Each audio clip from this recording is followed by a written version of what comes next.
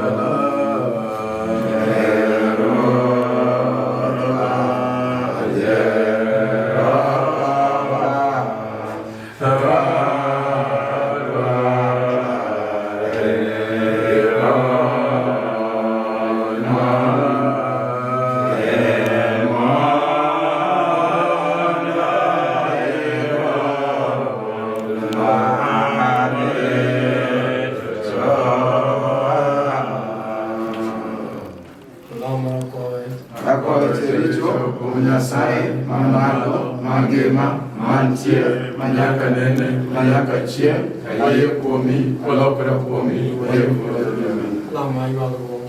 Nyasata, da chujna, da konyna, da manabura, waseyeri, konyna kiyoga duto. Nyasaigo, Nyasaigo, Nyasaigo, Duomido, Duomido, Duomido. Numa waliya sayo manyakalaga, numa waliya sayo manyakalaga, numa waliya sayo manyakalaga. Mana kamano ko ngelo yodane, mana kamano manyakache. Amina. Nyasaye majangono, udrudi jakonja urjigi jo malaika tainonge maure. Loso le chima ko nyasachwa, unyari Margaret Nyasaye. Mosetiyo ni bope ne kira nyasachwa. Kola mikutiyo ni ko ri nyasachwa uwote yoreni. Longo ni nyasachwa made kawnyari Margaret Nyasachwa. Kigole dierwa edir chokruok bali nyasachwa edir oganda ni. Magjono mia chacha gospela. Manyo bedo kurite e board houses Maroma Bay. Nyasachwa nyadi uwo. Tiwacho malongo ni kamigole nyako edwoke nyako. Mae wach maduong' madwoko nyasachwa ni kama nyinyi nyadi rito jaduong' mar polo. Yie mondo ikete ng'ama chielo manyalo bedo kisekawo chuny nyari. Nyasaye ma jawuoth kod ji inano kodwa mwabiro kaka igolo ji tuge piny kod Nyasachwa ka wabiro neno nyari e wach misetimone Nyasachwa wagole ka Nyasachwa wadhi kode dala mar Osenga. Nyasachwa kama dala ne nitie kama oselosne ot mogik Nyasachwa obiro bede kobiro ire polo malo wacho ne kwange Nyasachwa to wan jogi ka watho bende wan jogi Nyasachwa emomiyo ok wanyal bedo kod luoro Nyasachwa nikech ka watho to kare wan jogi emomiyo kata ka wan kama Nyasachwa bed kodwa to moloyo Nyasachwa kel kwe ma piny ok nyal chiwo e weche mag nyari kel kwe ma polo emanyalo kelo ne jodolo Nyasachwa ma pod ni wang' yore kaachiel kod nying Nyasachwa mabiro bedo e chokroni joma kwa wuok ka dhi kodwa to mag mudhi negi mana kuom yie ndalo ni nyaka chieng'. Amen. Ng'wono mar Yesu Kristo hera mar Nyasaye Wuoro lalo kwan maler obed kwan nyaka chieng'. Amen. Opak Yesu. Wuoth wado wuoth machal kama.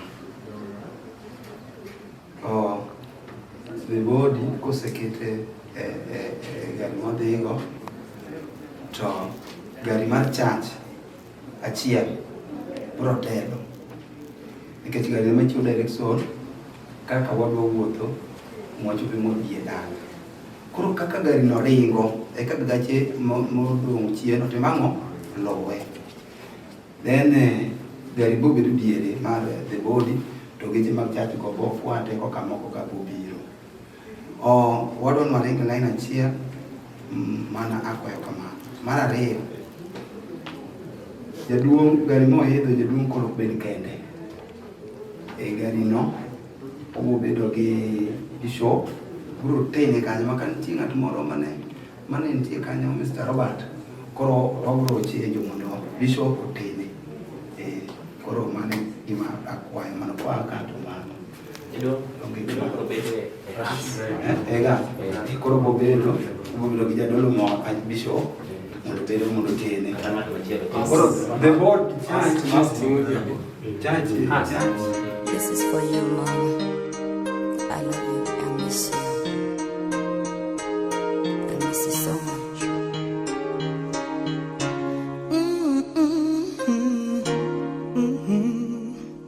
Mama, rest in peace. You'll always be in my heart.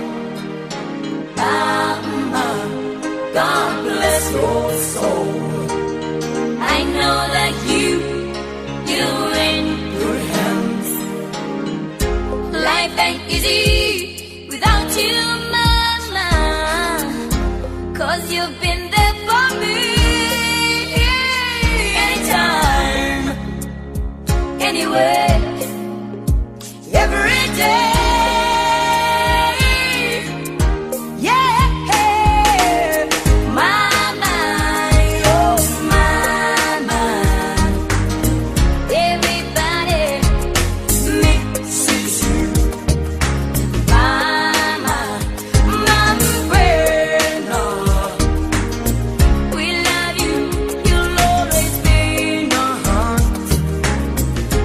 It's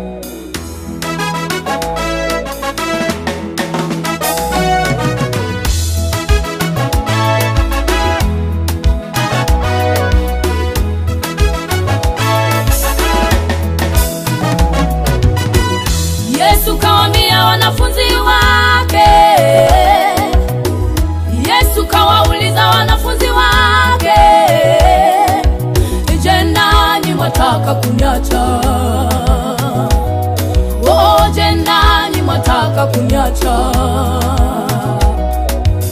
Yesu kawaambia wanafunzi wake, Yesu kawauliza wanafunzi wake, je, nani mwataka kuniacha? Je, nani mwataka kuniacha? Petro kamwambia Yesu, Bwana wetu, tukwache wewe twende kwa nani? Oh, Petro kamwambia Yesu, Bwana wetu, tukwache wewe twende kwa nani? Petro kamwambia Yesu, oh, Bwana wetu, tukwache wewe twende kwa nani? Hapo ndipo ninajifunza kwamba hata nidharauliwe nitabaki na wewe Mungu. Oh, hapo ndipo ninajifunza kwamba hata wanikatae nitabaki na wewe Mungu. Oh, hapo ndipo ninajifunza kwamba hata nidharauliwe nitabaki na wewe Mungu.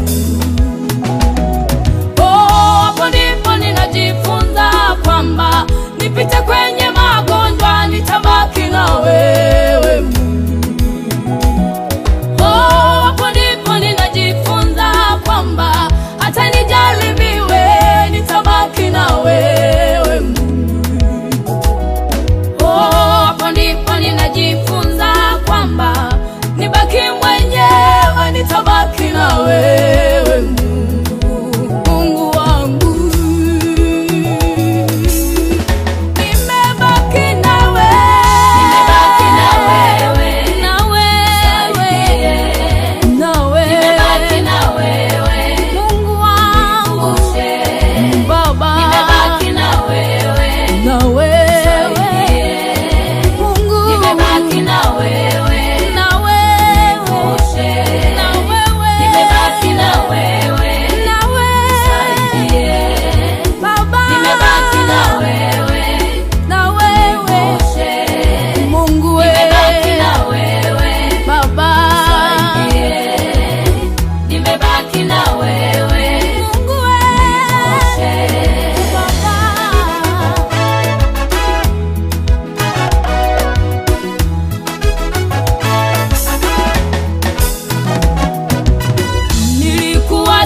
kujua Mungu we, sasa nimekujua Mungu wangu. Nilikuwa sija kutambua Mungu we, sasa nimekutambua Mungu wangu. Oh, nilikuwa sija kujua Mungu we, sasa nimekujua Mungu wangu. Kutambua Mungu we, sasa nimekutambua Mungu wangu. Akili yangu ilipofika mwisho ukaniinua, sasa nimekutambua Mungu wangu. Nilipokuwa ni mgonjwa sana ukaniponya Bwana, sasa nimekujua Mungu wangu. Nilipopita kwenye magumu ukanikumbatia, sasa nimekutambua Mungu wangu. Katikati ya maadui zangu wewe ukanitetea, sasa nimekujua Mungu wangu. Ndugu zangu waliponikataa wewe ukanikumbatia, sasa nimekujua Mungu wangu. Nimebaki na wewe, nimebaki na wewe, nimebaki na wewe, wewe, wewe, wewe. Nimebaki na wewe, nimebaki na wewe, na wewe, na wewe, nimebaki na wewe.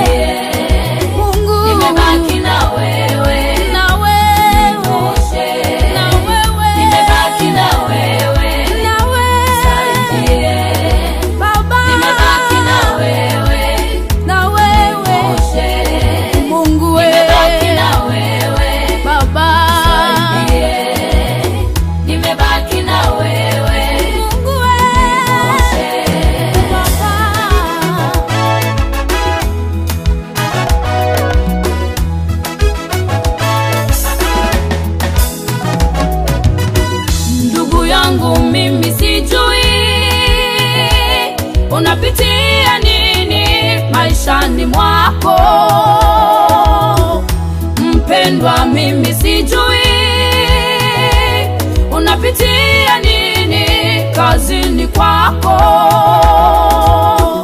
Rafiki, mimi sijui unapitia nini kwenye ndoa yako. Unapopita kwenye magumu ya kukuvunja moyo, wewe baki na Mungu tu. Unapopita kwenye magumu ya kukataliwa, wewe baki na Mungu tu. Unapokataliwa, usilie tena, wewe baki na Mungu tu. Wanapokunenea mabaya, usirudi nyuma, wewe baki na Mungu tu. Mimi mwenyewe hapa nimebaki na Mungu. Mimi mwenyewe hapa nimesimama na Mungu, na wewe baki na Mungu Baba. Na wewe baki na Mungu tu. Nimebaki na wewe, na wewe, na wewe, nimebaki na wewe Mungu wangu Baba. Nimebaki na wewe, na wewe Mungu. Nimebaki na wewe, na wewe, na wewe. Nimebaki na wewe, na wewe Baba. Nimebaki na wewe, na wewe Mungu. Nimebaki na wewe Baba. Nimebaki na wewe Mungu Baba.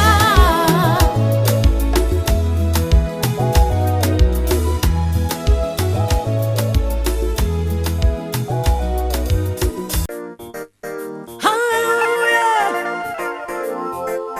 Naitazamia mbingu mpya na nchi mpya, huko nitapumzika milele.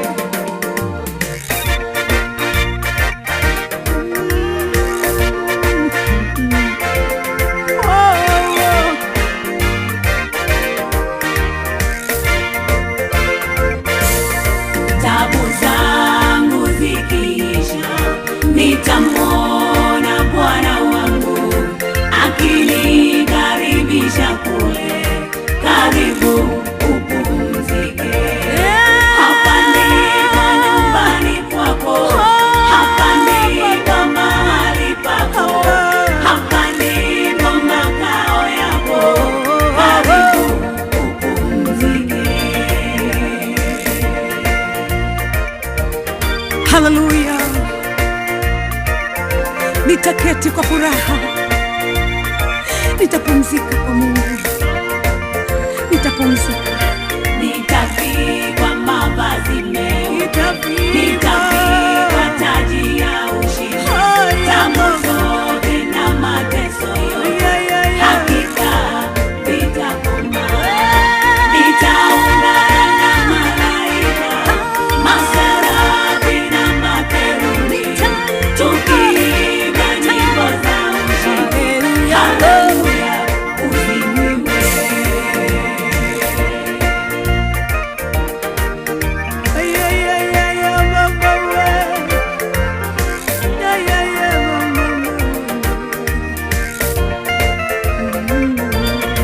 Naona mbingu zimefunguka, na Yesu yu mkono wa kuume, akinitazama kwa upole, kwa macho yenye huruma.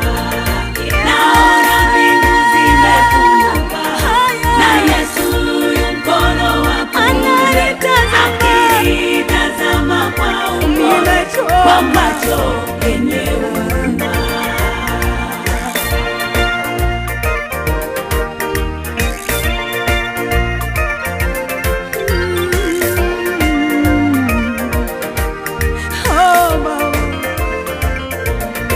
Tatazama vidonda vyangu, tatazama makovu yangu, niloumizwa dunia na watu wa ulimwengu.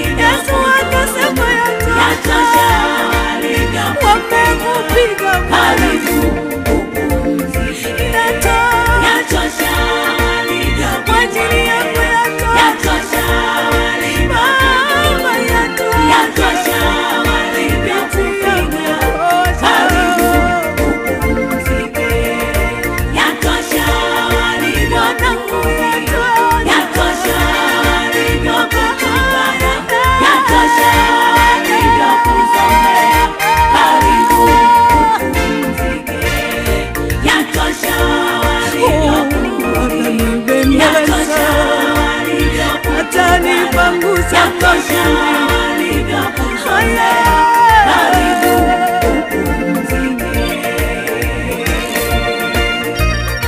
Hallelujah. Mateso yangu yakiisha, nitauona uso wa Mungu, nitamwona Yesu niliyepigwa kwa ajili yake.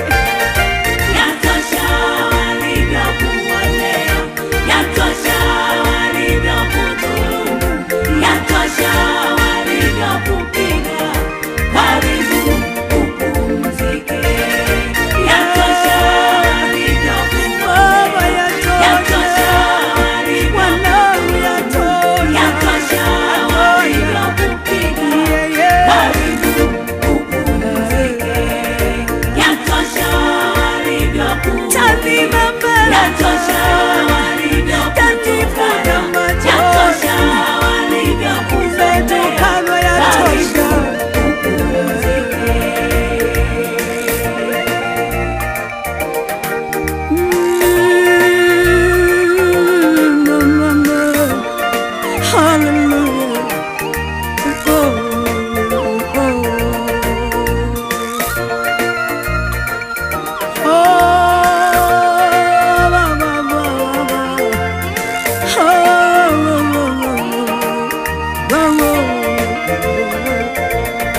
Yesu atanipeleka kwenye kijito cha uhai, huko ataniosha mwili wangu, nitapewa mwili.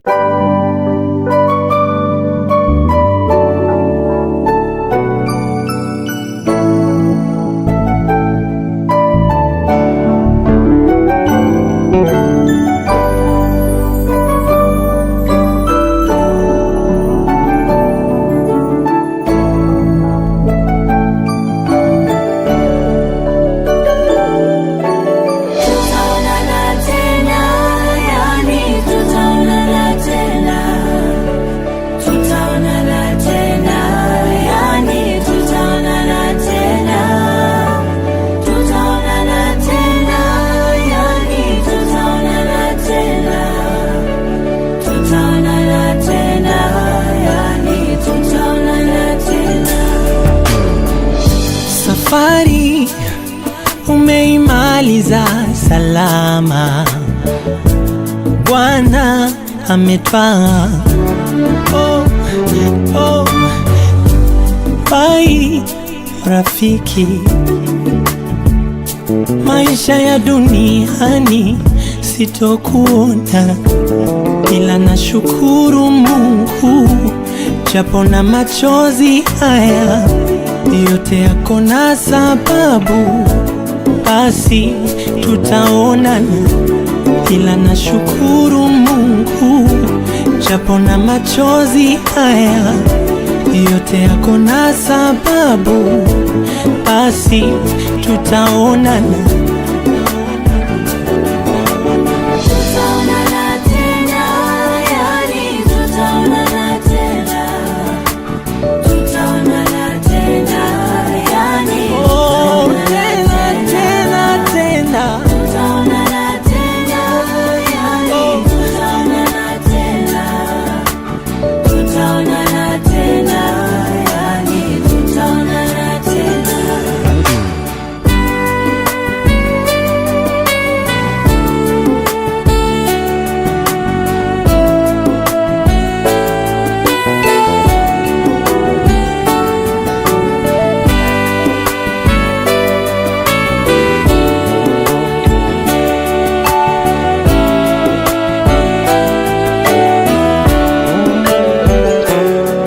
Na sitaki kumkosea Mungu, kusema kutenda sawa, aliyetoa ndo ametwaa, ninashukuru.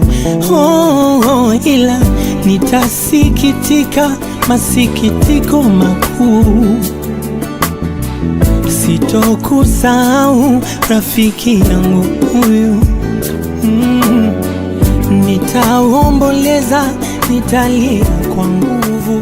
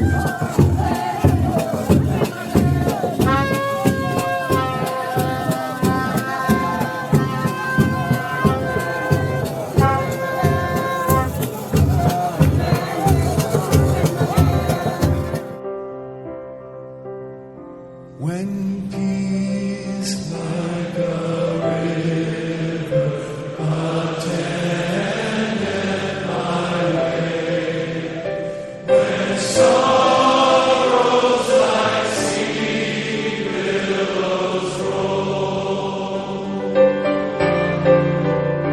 whatever thou hast taught me to say,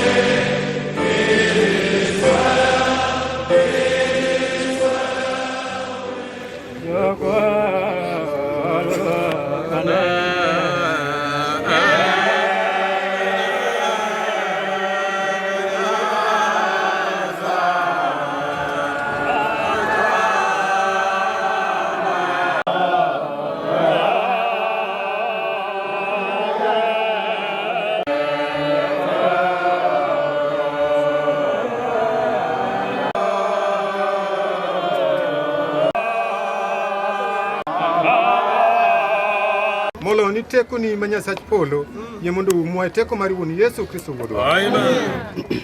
Wasome para richo mokwongo. Onge moro mala makala manyasai kine kure Nyasaye kan melamo lamu Jehova. Biso manya sunya chuko en chuny malo kra chuto gi adeno mo.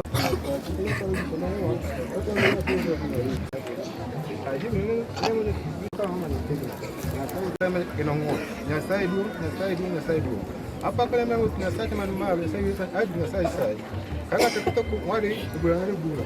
Tokanga tukito ngoro wabiri. Manihero wa. Ine nyolo wa. Belerito wa. Wija bolo wa mala makombono. Ni wala mwachano. Umera maruda Yesu Kristo kulamira. Sanya kala kechwa.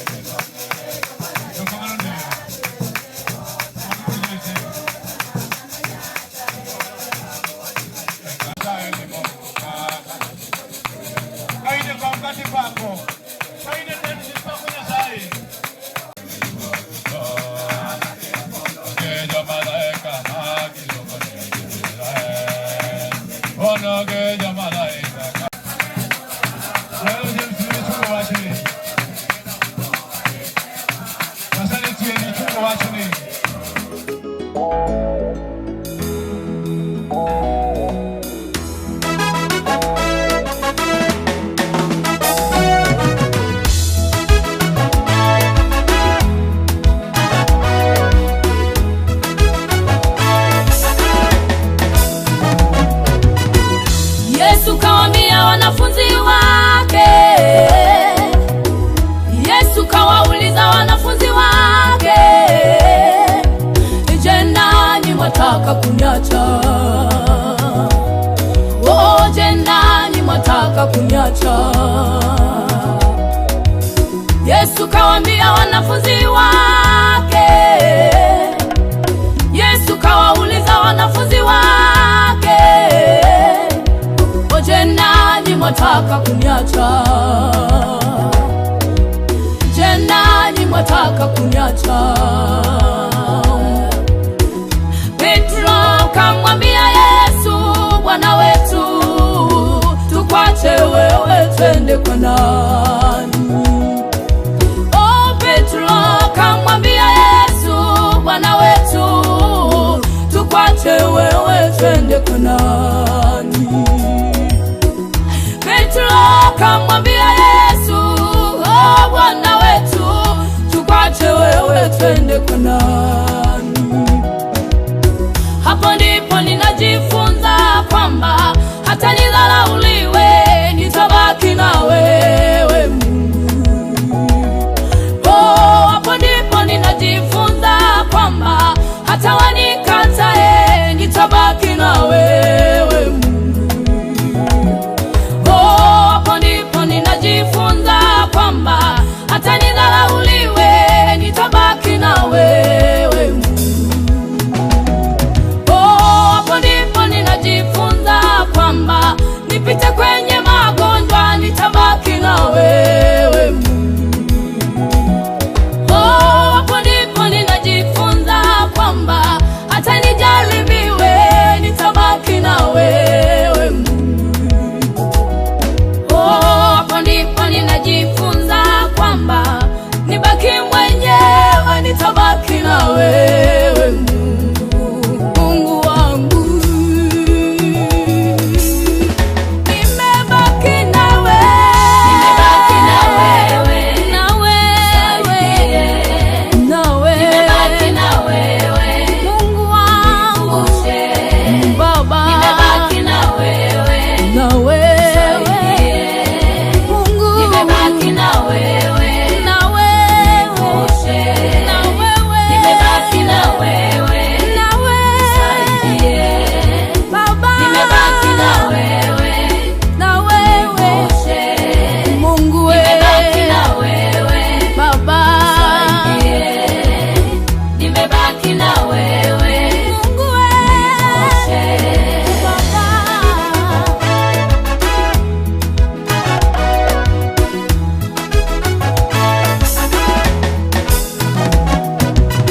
Nilikuwa sijakujua Mungu sasa nimekujua Mungu wangu. Nilikuwa sijakutambua Mungu sasa nimekutambua Mungu wangu. Oh, nilikuwa sijakujua Mungu sasa nimekujua Mungu wangu. Oh, nilikuwa sijakutambua Mungu sasa nimekutambua Mungu wangu. Akili yangu ilipofika mwisho ukaniinua, sasa nimekutambua Mungu wangu.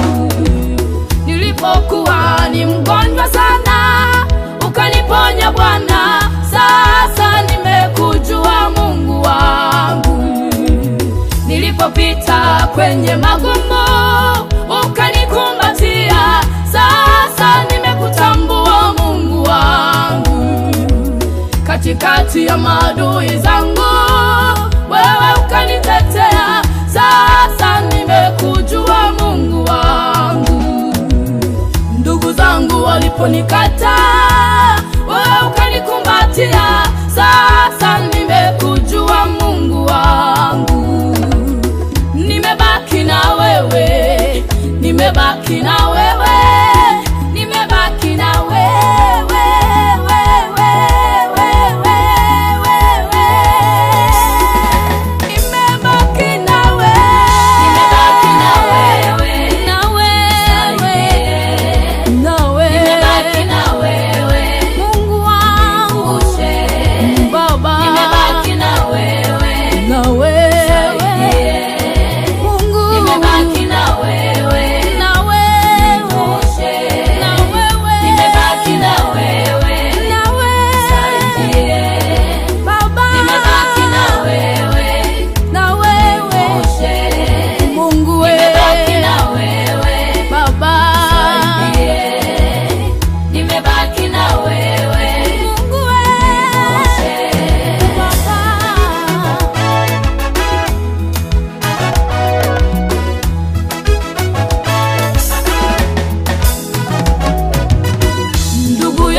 Mimi sijui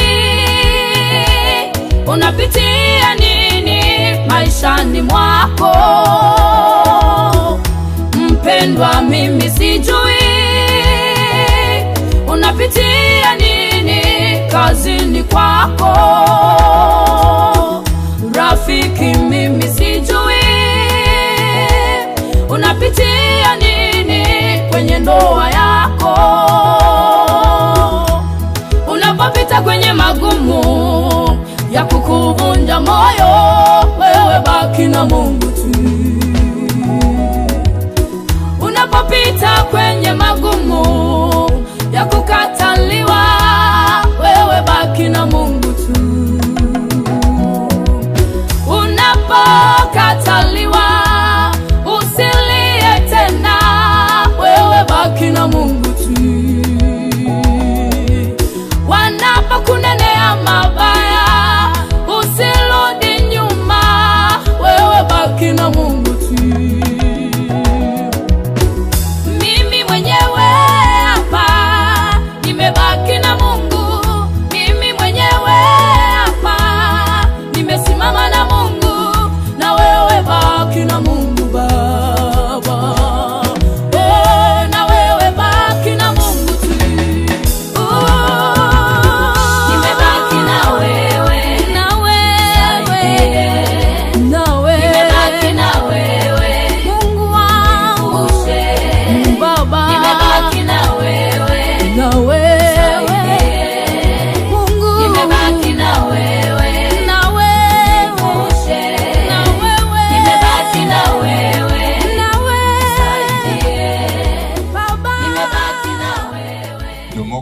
Akamoko uoyo na gombo ne apeje ni nyiwendi ni wamasakwa kabede ntiere kama chiegni sama gintiere machiegni wagombo ni gibiabia ka gimosiji sama mano timore kendo na dwaro ni ka ochwa wasakwa kechne wagombo ni ubuwo ka ochwa wasakwa biura nena kauntie aparo ni mane mamondo atim kecha do report kani joyo mabodi ni enam okwanyal kaso ngamanie ina mondo bi ka jomo asa kwa kuzunti kama gidicha ahinya kaka danga kas joma ochede tama dang bedini aketo gimedunga ahinya no mokwonga gone Nyasaye erokamano moyienwa mondo mi wachop chula ka wabire kuyo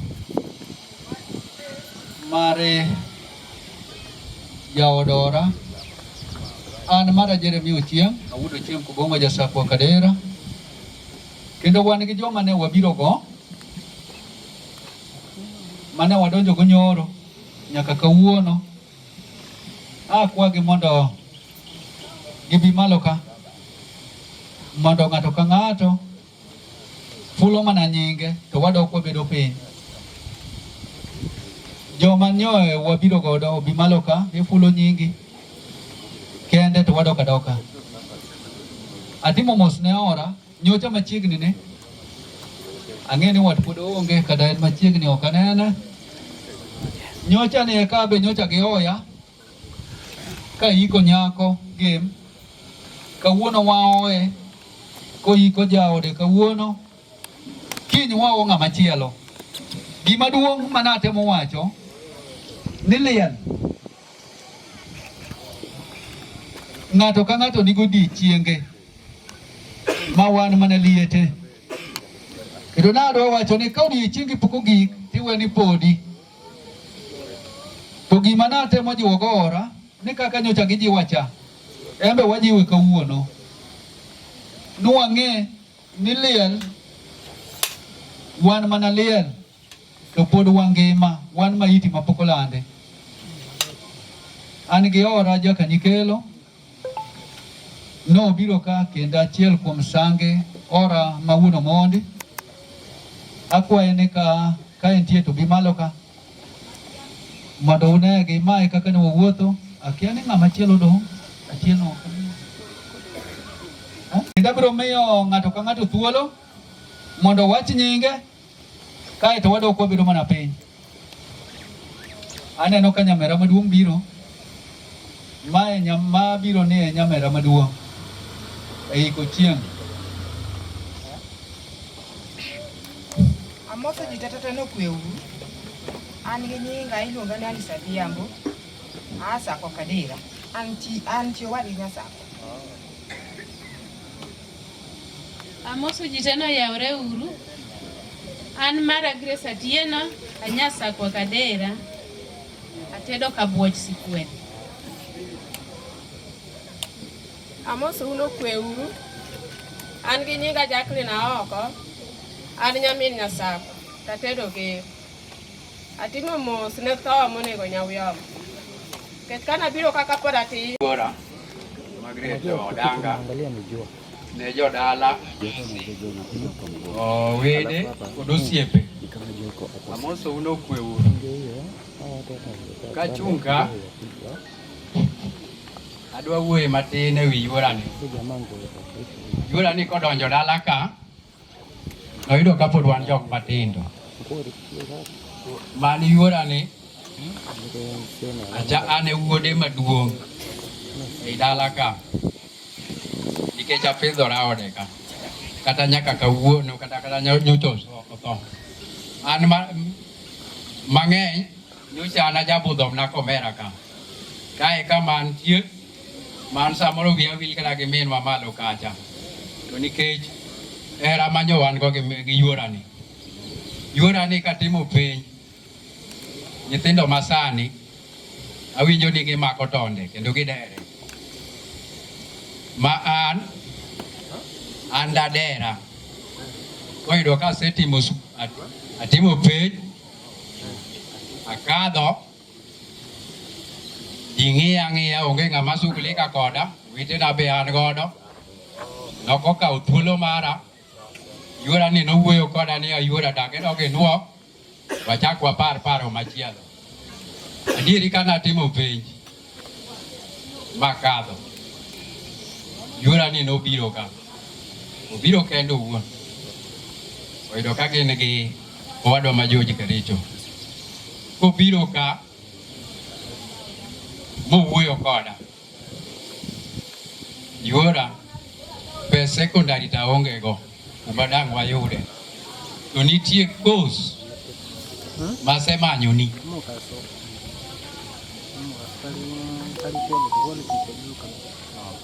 Nitie course masemanyoni. Course mamanyoni.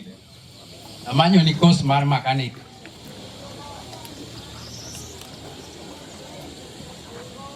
Koro an bende kaka nowuoyo koda to gi kit luor mane wane go kode.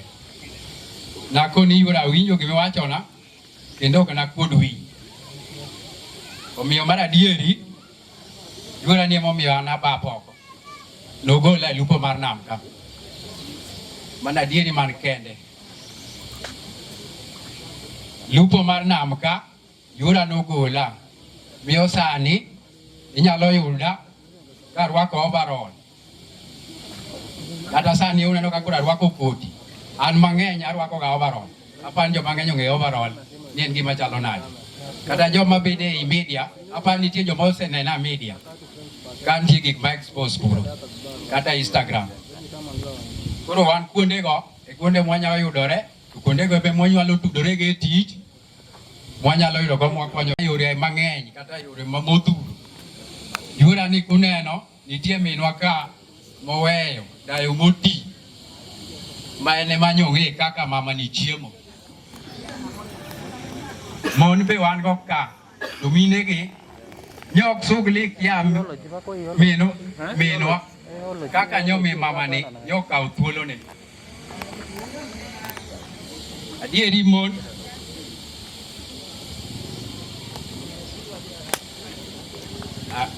aneno ka gima minwa dong' gi chandruok e kit ngimana nikech ng'ama bro kawo mabro sugli ka kode. Kura aneno ka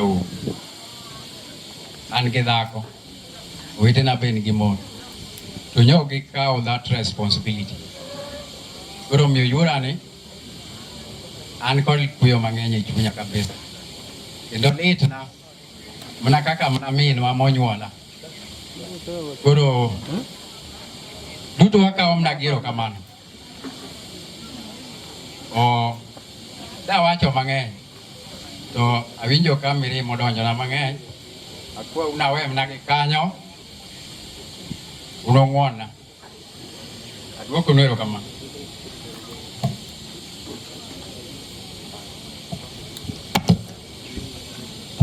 Paro ni wadhi mbele kendo wadhi mna kwa chiegni tieko. Nosetieko wadwa mi thuolo to wach mna matis mondo iluongo ni Minotieno. Minotieno be nitie machiegni. Amoso jodolo nokwe uru. Kaka thuolo ne welo wadwa kaka an bende amoso nokwe. Kaka kawe thuolo makende kamoso jodala ka nokwe uru kaachiel gi timo negi mos makende. Uno mondo atimo ni mos makende kaachiel gi nyithindo. Ibed mana kamano e kaka en odonjo kamoro amora. Ka ok kamano antie ka gi jaoda ma wuon Otieno. Kaachiel gi nyithinda mowuotho kendo ringo odonjo masani kowuotho Otieno koa Kericho. Kaluwore gi ng'iyo ma wan go gi Magi manyo kalo ng'iyo koro Magi ne en kaka nyathiwa monyuolago. Akwayo ni ka ok kamano to bi umos mana jogi kende ul manyingu onge mang'eny madang' wachi. E sa dhi marach nyaka warit sa. Kiwuoda an go ka Evelyn yebia kikidong mos giura mosa machuok mondo wakony sani odhi mapiyo piyo.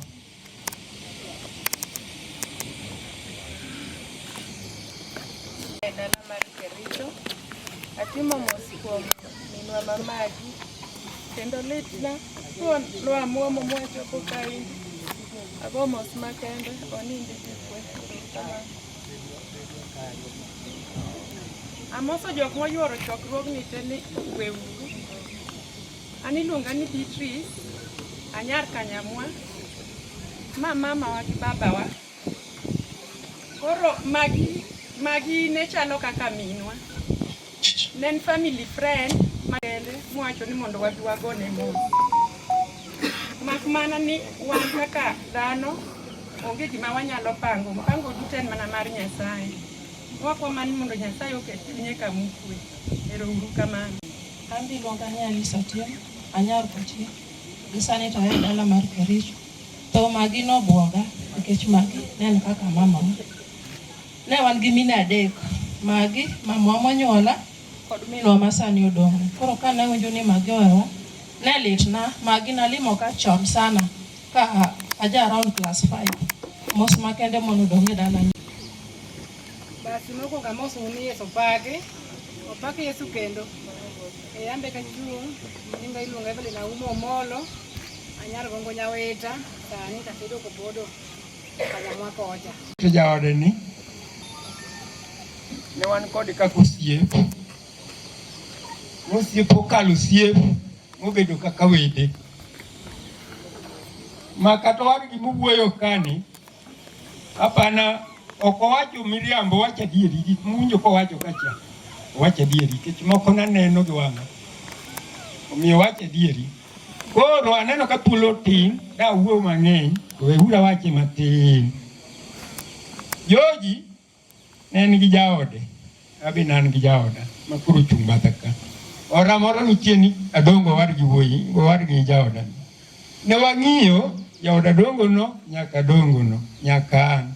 Kowa joma nong'iyo saidi ma ineno nyiri mo. Erokamano. An nyinga iluongo ni Boaso Joya Jautajo. Gimomiyo abiro ka ma kanera ma Jojo Odanga ni en wuod nera mane ot ma mama na ema lewore gi baba gi. Koro apani winjo tiend gimokela. Mar ariyo, adwa kawo thuolo ni on behalf of the Joya family mondo akel mos makende ne jokanera kuom gimosetimore. Miyo joutajo man ka kata kijako Joya ng'ata ng'ata moya utajo akwa ni kama untie uchung mondo kwane chokruok mondo wakon pam very entirely ni wabiro ywak kaka joutajo. Ero kamano.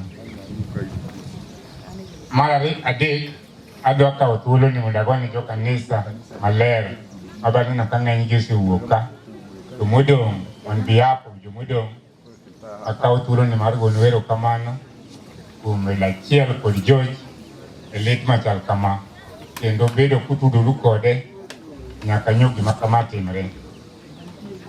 Mar ang'wen, adwa kawo thuolo mar gone jokamgere te duto mos kuom gik mosetimore dalani.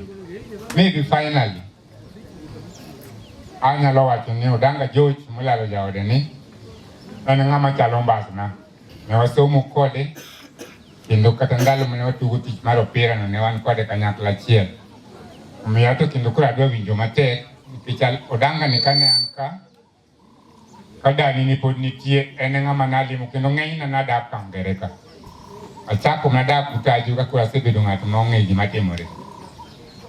Omiyo adwa wacho ni Nyaoyoma banyalo wacho gimoro matin kuome kaka ng'ama nong'eye kokele ka. Nyaoyoma ni nokend ka koro asebedo dhano maneno man gi wang'e. Omiyo ang'eye ni chunye to ne ler. Ndalo moko natemo kaka jatend party mar ODM mondo arwake chama mondo ati kode to ohala manomako ni to gi lemo nomayago. Seche duto kanakalo ka to nosiko penja ni to Jakadero wang'ni to watimo kon mane. Namiye direction kaka leader mag party. Omiyo adwa wacho without mincing words ni walalo ng'ama ratege kanisa, walalo ng'ama ratege ohala. Nyasaye mondo kaw chunye ket kama okwe. Ni kiongozi mar dala ni jaduong' Michael Oguyo wade. Adwa kawo thuolo ni mar goni mos makende with the entire family mar Jokochola. Ne bedru gi kwe gi jaduong' Anda mondo gik mantiere achiel ariyo mantie ubiro loso amicably. May God bless you all.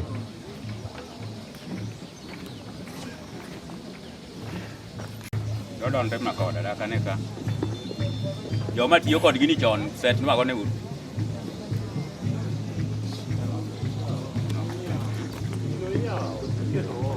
Donge ma yawo to. Ngeno pogre gi mara cha. To kuchung to mai mantie. Ya. Nungi ko. Okay. Atemo wacho no pogre gi mara cha emomiyo chanda matin. Basi ne kanisa matiyo tich matek ma kawuono ni mare kowo nyamera Margaret akawo thuolo ni kamoso ni misawa uru kendo ne wede gosiepe apane bedu abeda moso karu bro chopo to bas koro ugine da muchunga mengaina wayuda bet wabiro dia kaka organizer wacho ja wabiro dia wahore ura hoya basi adwa na wache ni wan mwachung kagi an ne jomo kong'eya kaka dhano dok ng'e duto an Wilson Adongo Alendi makopoto awuok Abudha Mandigwa wan kod George Omondi alendi bende maluongo Margaret ni waigi kanto Margaret en nyamera. But nitie jing moko mwang'ego kanyo kaka kidala koja. To adwa na wachinu ok nodag nyaka chieng' obiro tho kendo much ngimano ibiro golo. Mae mise luro go e dala ka Nyasachwa e lwet wuodi George matiyo niga kinde ka kelo kwe kuonde ma jogi onene masira kaka moneno kawuono. In Nyasaye mar ngima yie mondo mi familia ni kwe, yie mondo rit gi Nyasaye kendo nyasi modwa tim kodwa kaka Nyasachwa. An dhano moremo da timo ber kokin koda moloyo keta kare kadwa timo ma nyinge yudo duong' e remb Yesu Kristo ma jawar.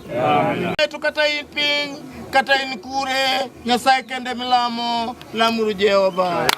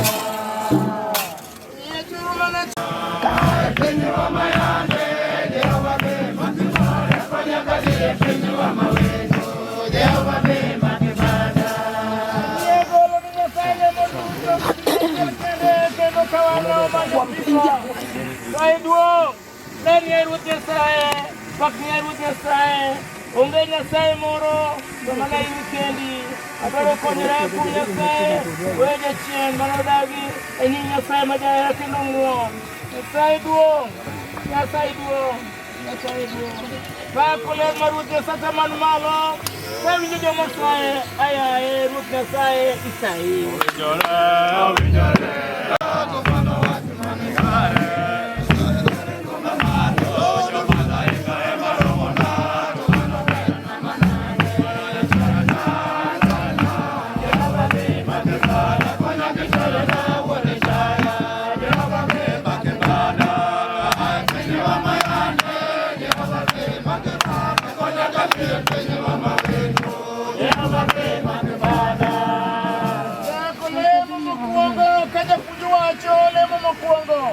Marwete gi mag chuny maler Nyasaye odagi joma joyiem to joma chayore kendgi momiyo chuny maler. Par mondo iul richo nigi chunyi dam gi yawa bende nogol nigi richogi nikech negi ulo richogi gi chunygi ni Nyasaye. Nyasaye mar adier kendo maler ok awinjore achung'ie nyimi nikech tielo mang'eny kaketho weche mikwero.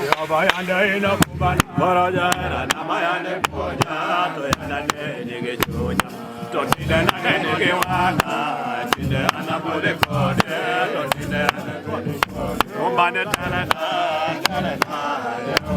bake bana, konya kesala na wone saya.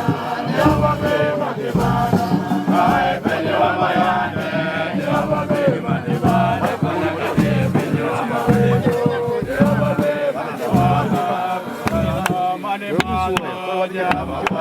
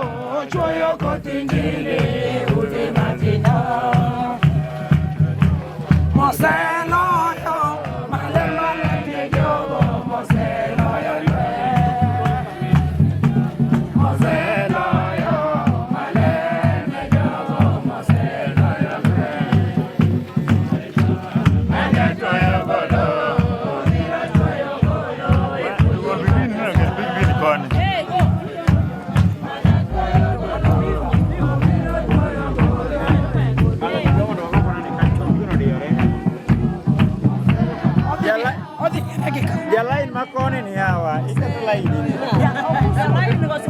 Jalain makoni ikato laini.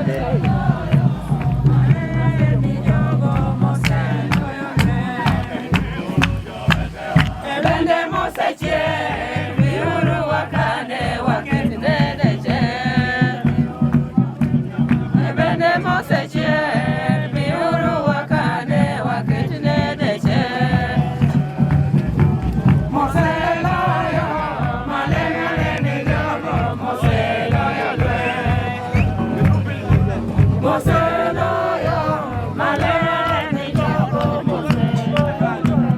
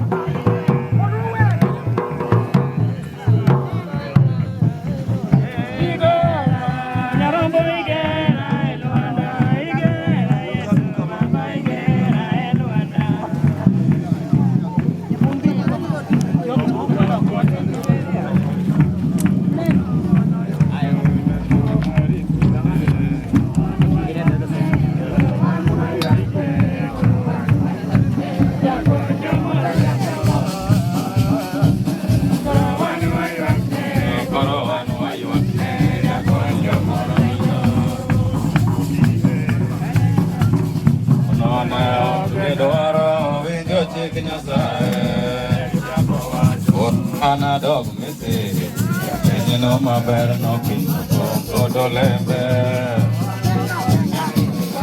Why you up there? Go on, why you up there?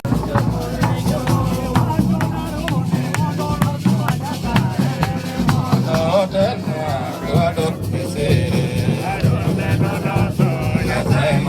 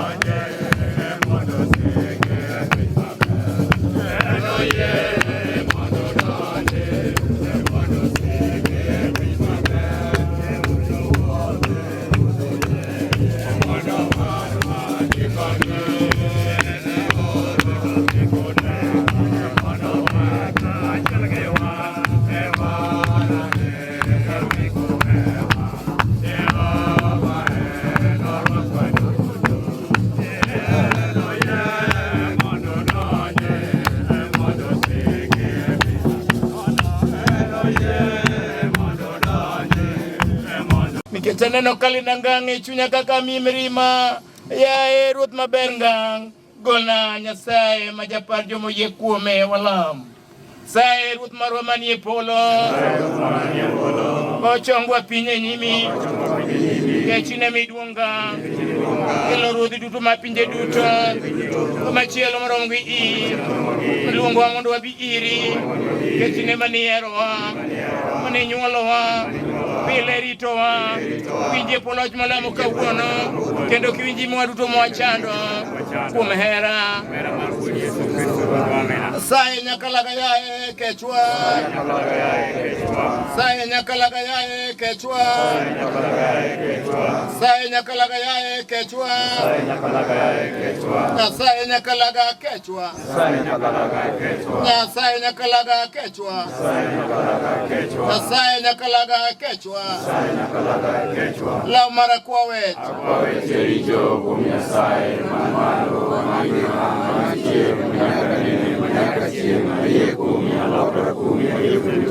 La maruodwa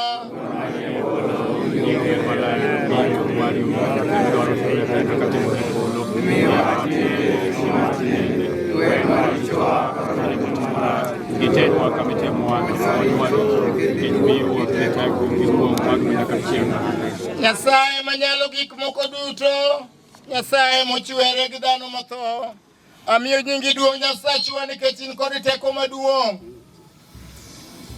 Erokamano. Mondo ilos jadolo mari George kaachiel gi nyithinde kaachiel gi jaode modong' mondo gisiki e badi kendo ginen kaka jogo momiyi duong'. Erokamano Nyasaye mar ngima. E kinde machalo kama wanyalo tiyo kod mwandu marum te. To ine Nyasaye ma jachiwo wacho ni gik mabecho duto ng'at maber iko ka ji nyiero Nyasaye mar ngima nyari Margaret osetiyoni kuom ndalo mang'eny ta akwayi in Nyasach ng'wono yie mondo ibed kode kendo irite yie mondo iyawne dirise mag polo nikech an dhano morem ok nyal timo maber Ruoth winj ywakna ochopi e nyim kom duong' alami kan kod yie e nying Wuod Yesu Kristo ma jawar amen.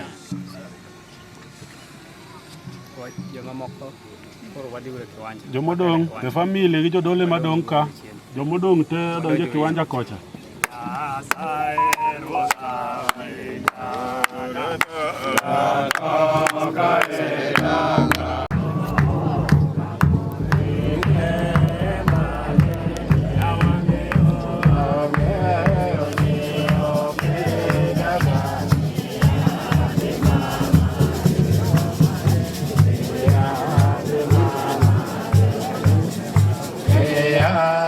Mama, Ame, okay, Daga, Mama,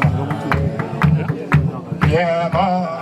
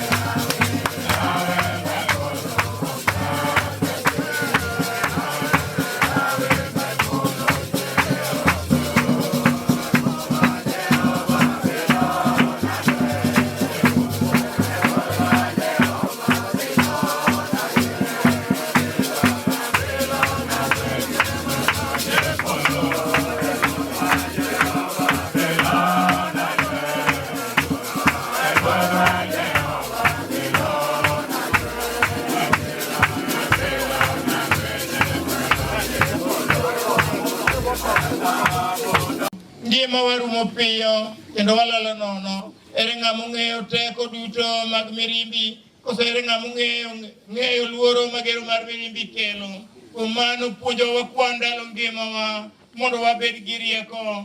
Biro bet kinde marom nadi kapok chunyi olendo aguth Nyasaye. Yie ikechwa wan jotijni, pong' chunywa gi hera mari mosiko okinyi kokinyi, mondo wawer kendo wabed mamor kuom ngimawa duto. Isemiyowa thagruok maduong' kuom higni mang'eny, to koro miyowa mor maduong' maromre gi thagruok mane wabedogo ni. Nyiswa e tijeni madongo wan jotichni, mondo nyithindwa bende one duong'ni maler. Ruoth Nyasaye, Ruoth gwethni osiko mondo bed kodwa kendo ikony chunywa e gik moko duto mwatimo mondo wadhi maber e tijewa duto. Wasome Jo-Korintho mokwongo 15:20 mawacho kama: to en adier ni Kristo ne ochiero kuom jomotho, en ema ne okwongo chier mana ka gir singo ni jomotho biro chier. Tiende ni kaka dhano nokelo tho e piny, kaka dhano bende nokelo chier kuom tho. Kaka ji duto tho kuom Adam, kaka ji duto nobed mangima kuom Kristo. To gini bi ka ng'ato ni kari owuon. Tiende ni kaka Kristo ema nokwongo chier kaka gir singo, eka chieng' ma Kristo duogo to joge nochier. Bang'e mano chieng' giko nochopi ma Kristo nochiwie loch ni Nyasaye Wuoro, kosetieko loch duto gi teko duto kod nyalo duto. Nimar Kristo nyaka bed gi loch nyaka chop Nyasaye ket wasike e bwo tiende, to jasigu manotiek mogik en tho. Nimar Muma wacho niya, Nyasaye noketo gik moko duto e bwo tiende. To ka Muma wacho ni gik moko duto, to nyaka ung'e ni mano ok oting'o koda Nyasaye, nikech Nyasaye manoketo gik moko duto e bwo Kristo. To ka gik moko duto oseket e bwo loch Wuowi, bang'e en bende enobed e bwo loch Nyasaye manoketo gik moko duto e bwoye, mondo Nyasaye obed gi loch kuom gik moko duto. Koro ka chier onge, to ere ohala ma joma ibatiso nikech joma otho biro yudo? Ere gimomiyo ibatisogi nikech joma otho? Ka joma otho ok chier nga, koso wan to ere gimomiyo wayie bede masira seche duto? Owetena, awachonu adier, nikech mor ma an go kodu kuom Kristo Yesu Ruodhwa ni tho choma pile. Ka an mana dhano ma ok chier, to ere ber mane ayudo kuom kedo gi ondiegi Efeso?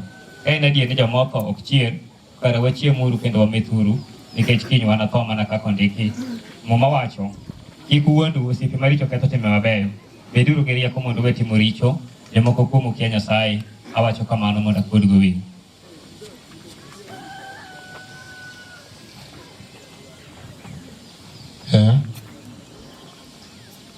Mano e kaka ichiero, mano e kaka chier mar jomotho bende chalo.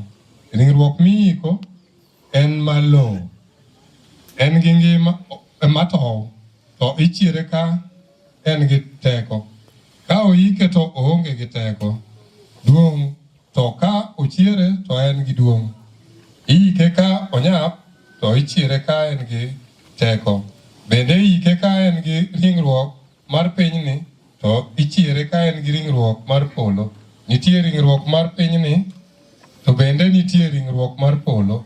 Mano emomiyo Muma wacho niya, Adam, dhano mokwongo, nodoko ng'at man gi ngima. To Adam machielo nodoko roho makelo ngima. To ringruok mar polo ok en ma okwongo betie, to ringruok mar pinyni en ema nokwongo betie. Eka bang'e mano mar polo bende nobete. Dhano mokwongo nochwe gi lowo mar pinyni, to dhano mar ariyo noa e polo. Jogo mochwe gi lowo chalo gi jal mane ochwe gi lowo cha, to jogo mag polo chalo gi jal mane oa e polo. Kaka wasebedo gi kido mar dhano mar lowo, e kaka wanabed gi kido mar jal mane oa e polo cha. To wetena, gima wacho ema, joma pod nigi ringruok mar pinyni ok nyal yudo gweth mar loch Nyasaye. bende gima to ok nyal bedo wuon gik ma ok tow. To winjuru mondo awachnu e wach moro mopondo, ok wanathowa duto, to nolokwa ucha kadiemo wang', katung' mogik oywak, nimar ok oywak, kadung' mogik oywak, nimar ka oywak to joma otho nochier gi ringruok ma ok tow. Kendo wan bende nolokwa, nikech ringruok ma tow ni nyaka rwakre gi ringruok ma ok tow. Adier gima tho nyaka rwakre gi gima ok tho. Kuom mano ka ringruok ma tow oserwakore gi ringruok ma ok tow, kendo ka gima tho oserwakore gi gima ok tho, e kaka weche mondiki e muma nochop kare niya, tho oselo motiek chuth, in tho ere lochni, in tho ere lit mikelo. Lit mar tho en richo, kendo richo yudo teko kuom chik. Wuoguru, wagouru erokamano ni Nyasaye mamiyowa loch kuom Ruodhwa Yesu Kristo. Emomiyo wetena mahero, chung'uru motegno ma ok ung'ing'ni, kutiyo matek pile tich Ruoth, kendo kung'eyo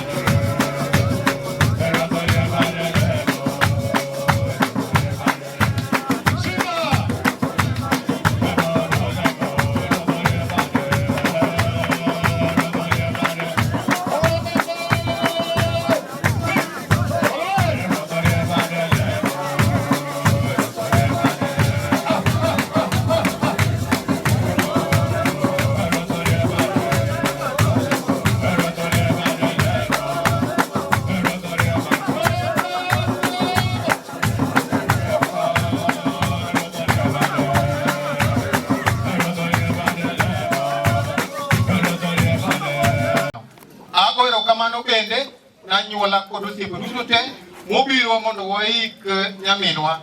Nyaminwa nyocha en jakeno marwa, jakenowa machielo ma nyocha gitiyogo, owadwa Pastor Jack, kwaine Nyasaye. Pastor Jack ema nyocha gin go e keno. An kaka bishop, deacon marwa, onge kama tin en gi del malit, wan gi rudin ma bende biro mose chien. Nyasaye mondo ogwedh chokruok kata ka ang' wuok, agonu erokamano maduong'. Erouru kamano. Asifiwe Bwana. Asifiwe Bwana. Gima watimo ka ni wapako Nyasaye dichiel. Takelo bishop marwa madhi puonjo wach Nyasaye. Asifiwe Bwana. Tingbani malo. Hallelujah. Wala roko duango. Tingbani malo.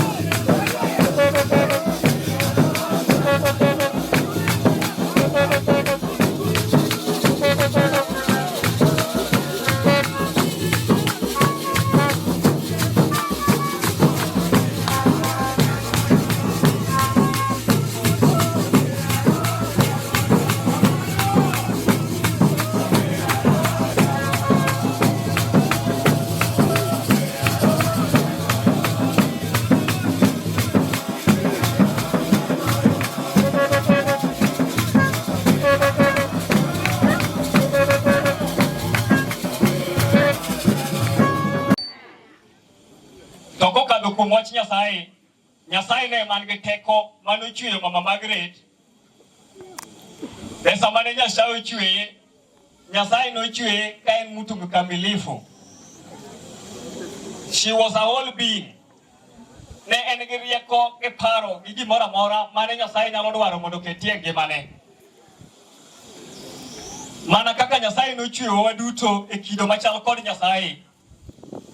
To nikech rieko marach mar Satan, kanodwa mondo oyud duong' machal gi duong' manomi dhano, to noyudo ni kare kido mane Nyasaye ochweyo kuom dhano no ne ok owinjore obedi. Omiyo Satan noloso yore mang'eny mondo mi oketh kido mane Nyasaye ochweyo. To nikech ng'wono mar Nyasaye, miria ne mipenjri niya, kaka anni be anie kido mar Nyasaye? Yesu pake. Donge ineno kok idwa wacho ni Yesu pake nikech Satan osekwalo kiti manochweyigo mokwongo. Koro miyo kata ka inie chokruok to ok inen ka ng'at manie kit Nyasaye. Nikech Nyasaye no ema nochweyi kido machal kode, ma kowuoyo gi Daudi, ng'at mane rach, mane nego ji, to kawo mondo duogo dog ne Yesu. Wadwa lamo Nyasaye. Jaduong' James Giriko lam Nyasaye. Wale. Goro maler Nyasaye manyalo gik moko duto rukati Nyasaye mondo obed jowinjo. Jaduong' ma podho kiriweyo ber kendo Nyasachi ngima. Kimiyo weche makare ka watimo kare wanago nyiero kamano. Kiwanja machiegni undakufua. Nyiso ni gik mwatimo gi ok beyo nu. Bwana asifiwe. Kiwanja cha Kuye malo wacho niya. Muma nowacho niya. Elifaz okwero Ayub. Elifaz okwero Ayubu.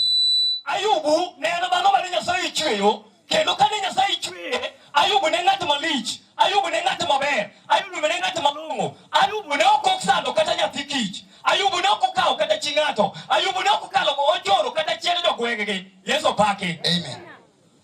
Ayubu ne ng'at malich. Ayubu ne ng'ama timo misango okinyi kod odhiambo. To chieng' moro Satan oyudo thuolo mowacho niya, Ayubu timo ni gik madongo nikech isetimo ni gik madongo. Ayubu eri nikech in iwuon isegwedhe gi mwandu, isegwedhe gi nyithindo, isegwedhe gi gik malich, ngima ber gi ngima maber, en ok onyal tuori. Bas Nyasaye ochike tir. To nyiso Satan ni dhi teme mikaw gige te to kik imul chunye. In miweyo jachien tigo kod chunyi, ng'e ni chunyi no e mar Nyasaye. Yesu paki. Muma Nyasaye wacho ni chunyi kama ngimani ochakore. Omiyo rite ka mwandu ni malich migeno ema wuoro. Oganda mang'eny tugo kod chunygi. Kendo giwe gik maricho ketho chunygi. Giwe gik makethore ketho ngimagi. To Elifaz nokwero Ayubu. Ayubu ne nigi paro moro. Kata ka ne en ka kata sama Odanga nitie kani, nitie paro ma en go ma ka ok wakwere to paro nyalo dhi kode gi chiege liel. Bwana asifiwe. Amen. Mama nowacho nang'o? Eka Elifaz jataman nopenjo Ayub niya. Elifaz jataman nopenjo Ayub niya. Mit ka chuny nyalo doko malit ka ng'ato wuoyo kodi. Chuny mit ka chuny nyalo doko malit ka ng'ato wuoyo kodi sani. Nimar ok anyal ling' ma ka wuoyo. Ok anyal ling' ma ka wuoyo osiepna. In bende ka nibiro nyakach ka wan gi chandruok tiwuoyo. Kendo ikone wan omera gini oseyudi. Koro kawo mana Yesu. Bwana asifiwe. Ok wanyal ling' ma ka wuoyo nikech wabiro mondo wuo kodi. Mit ka chuny nyalo doko malit ka wuoyo kodi. Mama nowacho nang'o? Parine kaka isepuonjo ji mang'eny. Parine kaka isepuonjo ji mang'eny. Kendo isejiwo joma yomyom. Ichako puonjo mana ka in e pastri akia ni puonja akia ni kure. Michop nyaka ichop e senior bishop ipuonja puonja. Jok mamondi jotho ineno mang'eny. Ma nyithind jotho ineno mang'eny. Ma nyithind jobuogo ineno mang'eny. Jok ma oran bende ineno mang'eny. Kendo iduoko chunygi. Mit ka chunyi nyalo doko malit. Okay, thank you. Tuko na mkalimani. Puonjo ji mang'eny. Wewe pia uangalie vile umeweza kuwafunza watu wengi. Chokoza podho mang'eny misi chungo kwa wale ambao waliweza kukwazwa ama kuanguka umeweza kuwainua. Nyaka joko machunyi oserumo monge ni kama biorumo isedokeyo. Sasa matumaini umeweza kuwahimiza kiroho. To kawuono wacho ni ochopo ne ilo siepna. Mtu umekuangukia. Iwinjo nadi e chunyi. Unajihisi namna gani mahali? Mama wacho nang'o? Isejiwo ji mayomyom. Isejiwo ji mayomyom. Umeweza kukuza maneno ambayo ni hafifu. Isetemo jiwo jok mayomyom. Umeweza kuhimiza wale ambao wanapoteza matumaini. Weche ni siro joma chwanyore madwaro podho. Pare ni weche gi ne siro joma chwanyore madwaro podho. Maneno yako yameweza kuwahimiza hata wale ambao wanakwazwa kiroho. Wameweza kusaidiwa ili wasianguke kiroho. Umeweza kuwasaidia na wasimalizwe na huzuni ama uliwasaidia hawakuweza kwenda katika ulimwengu wa wale wafu.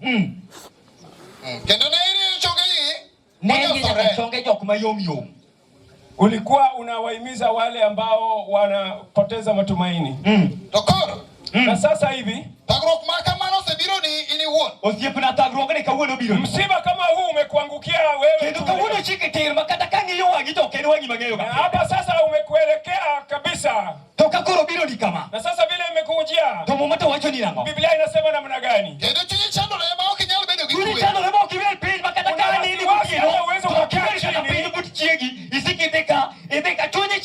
Unahangaika huku na kule. Nyene kata kwa biro tuwangi yo kaka chuny ngato chandore. Oye tendi we ndage dede nango. Kabet pej ka tukik moko kolose ne maber. Sasa ngine bisho bedeka we tukijokre te wale maber. Usikule ka wono gini ni kuomi. Sasa donge teko ma ilo kuom Nyasaye kwe chunyi. Sasa nguvu ya Bwana iliyoko ndani yako sasa iweze kukuhimiza kiroho. Donge yema ingo kuom Nyasaye kwe chunyi. Yema ingo kuom Nyasaye. Imani yako katika Bwana sasa ndio itakutuliza kwa roho. Usodonge igeno kumtimi ni makara. Donge igeno kumtimi ni makara. Matendo yako mema. Gena ni kumtimi ni makere. Tumainia matendo yako mema. Ageno ganda no biro ka kongeni George en ngat matemene ka. Wengi wamekuja hapo wakijua kwamba George ni mtu ambaye matendo yake ni mema. Tokani tete moro makona kona toloki. Kama kuna mambo mengine ambayo sio mazuri uweze kurekebisha. Wacha yima ingo. Na kile ambacho unacho mondo kwichunyi iweze kukutuliza. Chikiria Isaya, chiko kodi. Tunaenda kwa kitabu cha Isaia 14:9. 14 mstari wa 9. Ingeni aliel kaka jibire. Najua watu wakija kwa matanga hivi. Kata ankanya wuok turu wa Nyakach. Yeye alipokuwa kitoka kwao Nyakach. Nyako ne dhako mondo ngina lau maber moko pas. Aliambia mke wake amuandalie nguo nzuri ambazo zimenyoshwa kwa pasi. Nikech ingeni kabiro kachung ka to ka paso mahali amesimama inatakikana kama amevaa nguo nadhifu. To jibiro wacho ni to mo wacho ni dhako chano dhako gone pas. Kama watasema kwamba alisema jina lake vizuri na uweze kuhubiri neno la Bwana, lakini inebe ngeni ka ibiro tikio lau maber monyalo bedo kana. Wakati ulikuwa unakuja hapa labda ulichagua nguo nzuri. Inebe ka inorte ngio suit maber manyalo romo gi or kadhi ka wewe ni mkaza mwana, wewe pia lazima ulitafuta suti nzuri sana ambayo inakufaa. Siasa bekae biro to ngio lao maber gi siasa kabisa. Pia alipokuwa anakuja hapa alitafuta nguo nzuri ambayo inaweza kuonekana. Monge maber ni matoka dego to kachuga go siasa tinge ni karasela. Akaona kwamba hii nikisimama nayo mbele ya watu watajua kwamba tayari nimeshinda uchaguzi. Usibebe ngio lao maber monge ni lao to kadhi go ko siasa. Pia wanatafuta nguo nzuri na wakasema hii ndio inanifaa.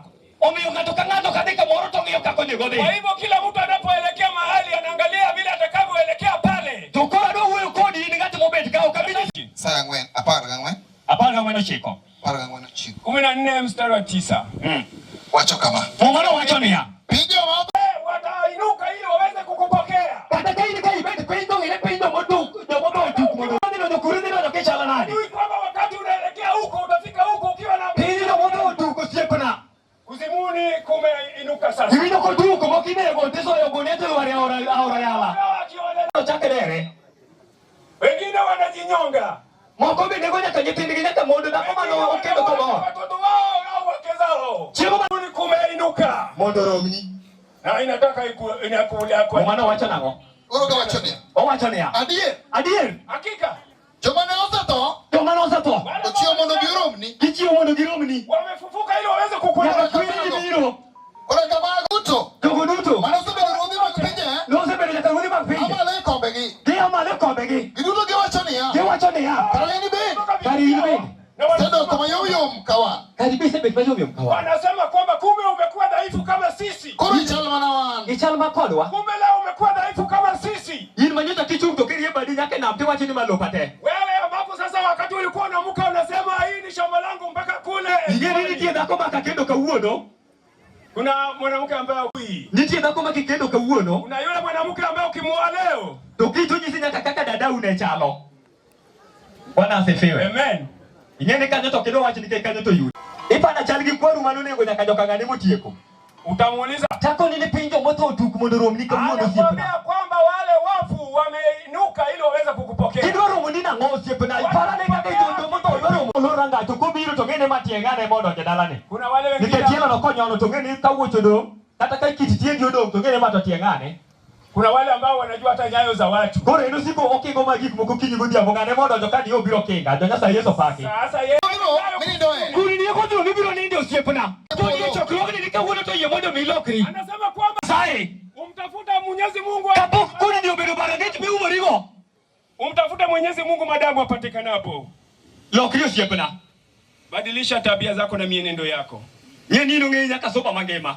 Unajulikana mpaka suba yote. Ukingeni yo mabei kabe manitie jatende jojuogi.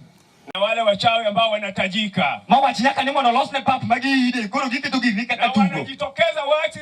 Niulizwa hata wewe pia. Yibiro penye ni pekarinya lobiro yimane bwogo nyimita boji ni logo. Tendo kama haya. Yomoro mwene kipenye ni Margaret pekarinya lobiro. Wale ambao watakuuliza kumbe wewe pia ulikuwa hivi. Kiti kule enzini. Diwijo. Sikiza. Bia kuro. Enda tu huko. Bia kabisa. Ukitaka kwenda enda tu. Medi mili wosa hii. Zidi kuendelea kabisa. Kimero nyaka leo. Amen.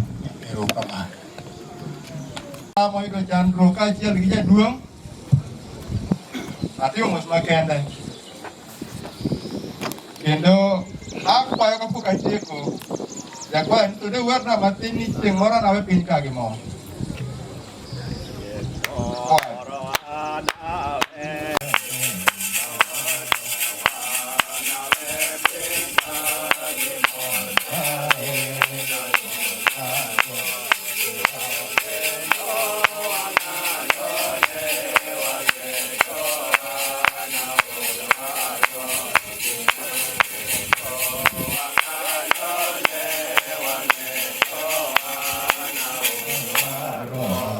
Na basi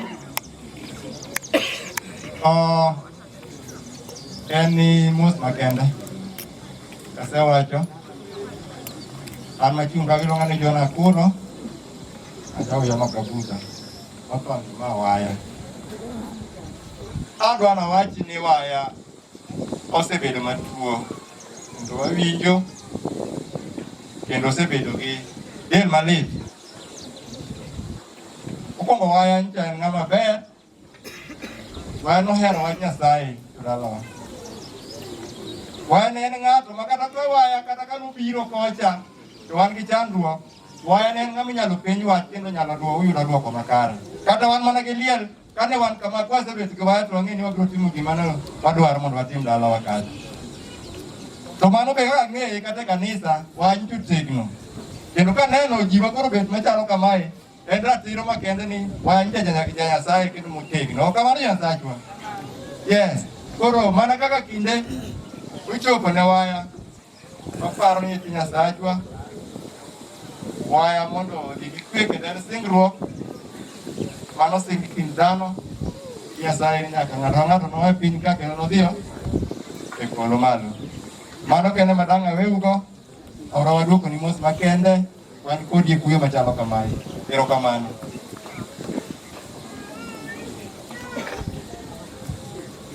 Mose jo kanisa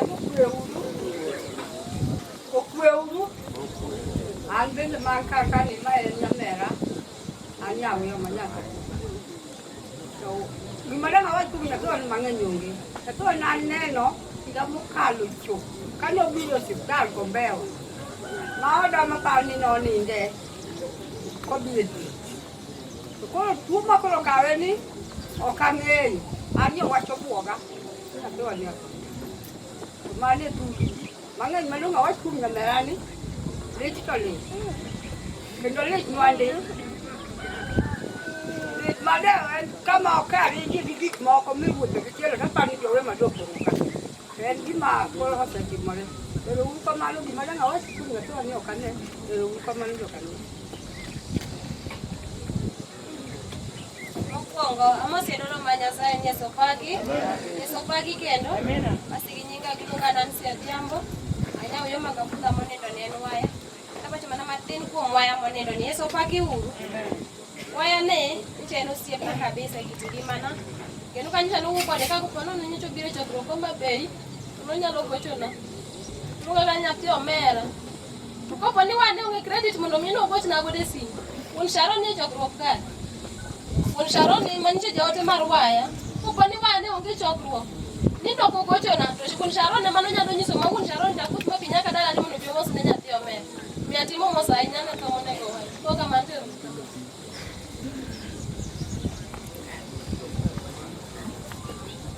Amoso gada jo Kristo no pa kur Nyasaye. Amoso ngata mobiro konya ko waya no kwe kama intie. An la ko thulo matin mondo wewi waya ni. Kech waya ni emomiyo kora chung kama chungani. Thurwan waya ni jalo baba wa. Kendo gima wora ahinya ni ikare Nyasaye mani polo malo nyalo loko ngima ng'ato kokalo kuom ng'ato. Bakro thuro. An Nyasaye noloko ngimana kokalo kuom waya ni. Waya ni mane chalo nera ikam gereka, waya ni mane chalo dawa be ikam gereka. Akone waya Nyasaye erokamano nikech kakano nyathi kaendi 2015 piny ne tek. Waya ni mane ochung' koda nosiemona gimoro achiel oluongaga ni wuorwa. Okoya ni wuorwa bed gi yie ni gima onge biro bedo. Nabedo gi yie nyaka dakika mogik. Kanodong juma achiel tagolo nyathi, yie mane waya nong'isa no, naneno ka Nyasaye notimo ono, mokanta mobedo piny kagi, naneno kochopo e nyasi mar nyathina kokalo kuom waya. Aonge mang'eny madang' awachi, nyaka kelo dhi gi kwe. Aonge wach, iwena mang'eny kuom gowi miweya godo mar biro neni. To kinda gi waya ni, to Nyasaye kode owuon emong'eyo. Aonge weche mang'eny, mad Nyasaye oket chunye kama okwe. Oganda mar Nyasaye mobiro mondo obed joneno kiko nyaweyo ma moso uni merembe te. An bende kachung' ok abi bedo gi wach mang'eny. An ma waya, an wuod owadgi, kendo an okiewo bende kam gere ka. Waya ni jahera kaka osewachino. Seche te mawaya obiro weyoma nyaka ochop kuomwa. Ng'ama ok ochopo kuome ogoni kata simu. An ang'eyo bedo ne waya tuo kana obiro en ir jalemo moro weyoma. Ugochona makawo thuolo mara madhi ire. Ne wabedo gi waya koa gimoro saa 8 nyaka saa 12 odhiambo. Ne wawuoyo kode mang'eny. Bang'e no Nyasaye nolocho ne waya moduogo wa weyoma ka obeto tegno uduogo chula. Joja ne wan gi liel dwe mar 12 tarik 17 wayiko waya ne nitie. Abedo gi buok. Bang'e no kokawo gimoro ndalo 5 kama ne migo kwa moro to dala. E sama wapango mpango mare. Waduogo yudo wach ni waya bende tuo mani Kisumo. Machieng' mane wadhi yiko migo kwa no wayudo ni waya ni ICU Kisumo. Dakika matin ni waya osenindo. Ni mar tho en gima nosingi onge gima wanyalo wache. Kuro wacho mana ne nera kendo orwa George ni mak ruoth kaka ang'eyo pile ni ng'ama ong'eyo Nyasaye. Magi gin chenro mag Nyasaye ma wanyalo time onge. Oganda jo Oyoma ne nitie ka ni mar ji ng'eny to gike mopogore. Degi fwayo nu aparo ni ubro kao kuyo marwa kaka jodala gi nyako kwa niaba mar jok maonge mbele uka. Ero kamano Nyasaye oketo chunywa kama oneno ka owinjore kode. Ero kamano.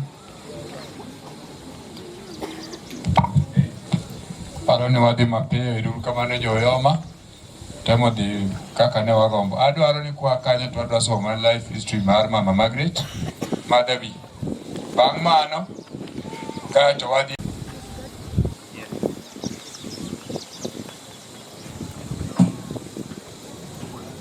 Praise God everyone. Praise God again. Okay. I know that.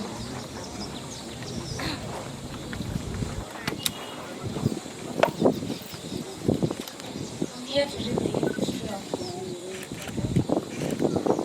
my mom, Margaret of Odanga. starting with the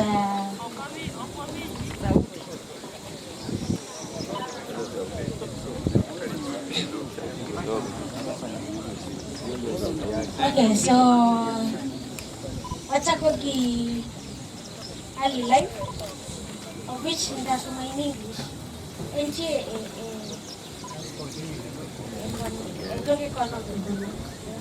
so early life, the late Mama Margaret Odanga was popularly known as Bona, was born in 1960 at Nyangoe village, Leoma Kaputha sub-location, Madian division, Rariaga district, Siaya county. She was a sister to the late Sabina Atoto. They were blessed with a single child, Robert Odanga. The late Mama Margaret Odanga also took under her care her wife's children, Johnson Umondi, Judith, Martha, among others. The late Mama Margaret Odanga was a loving co-wife to Evelyn Adoyo, with whom they lived together peacefully.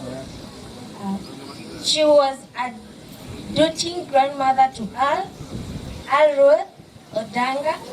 Mama was very international in her parenting, instilling the values of discipline and hard work in her children and grandchildren. Service in the Lord. The late Mama Margaret Odanga was a born-again Christian who served God wholeheartedly. Due to Mama's unwavering love of the Lord, her faith and way of life, she was loved and admired by many. She was a stand member of the Nomia Church.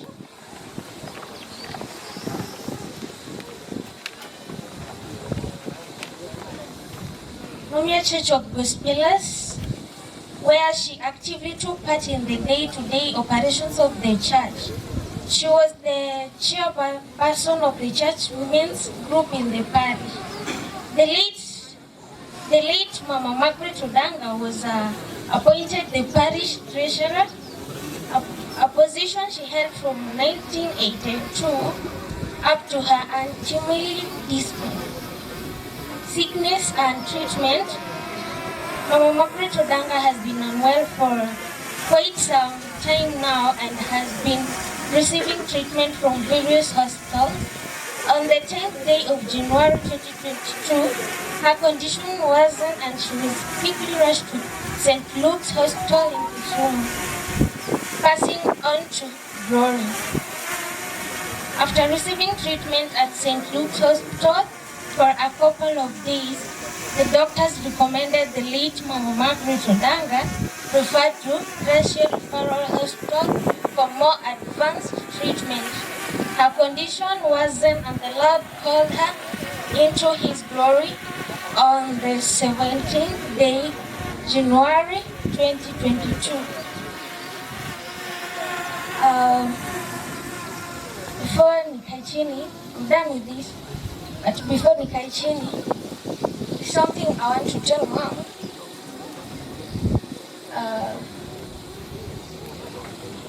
Nilimpenda sana Mom. And before niende shule, Mom called and I asked her, Mommy, are you okay? Mommy told me I'm okay. Nijitu nimetoka kupika sahi, but I feel so tired kidogo, but I'm okay. And then after nikishaenda shule, I was really praying, by the way, because I have missed Mom so much. I've missed them, I've missed my family. So I was praying day in, day out for God to give us strength, to give Mommy life, so that when I come home, I can see Mom again. I can see my family happy together. But that didn't work. Mommy, just rest in peace. I love you. The life of Margaret, who is a mother to Robert Odanga. And our first program will start from introduction of the people present. The people are seeing here, are family friends of Mr. Odanga, they are associates of Odanga, they are guardians of Odanga. So the senior most visitor, Mr. Lawrence Obunga, I can see him over there. I'll call upon him to come and have a word before we proceed with the introduction. I come from Bondo, and Bondo is my place, that is in Fair County. So Mr. Lawrence, just come over so that we can introduce yourself.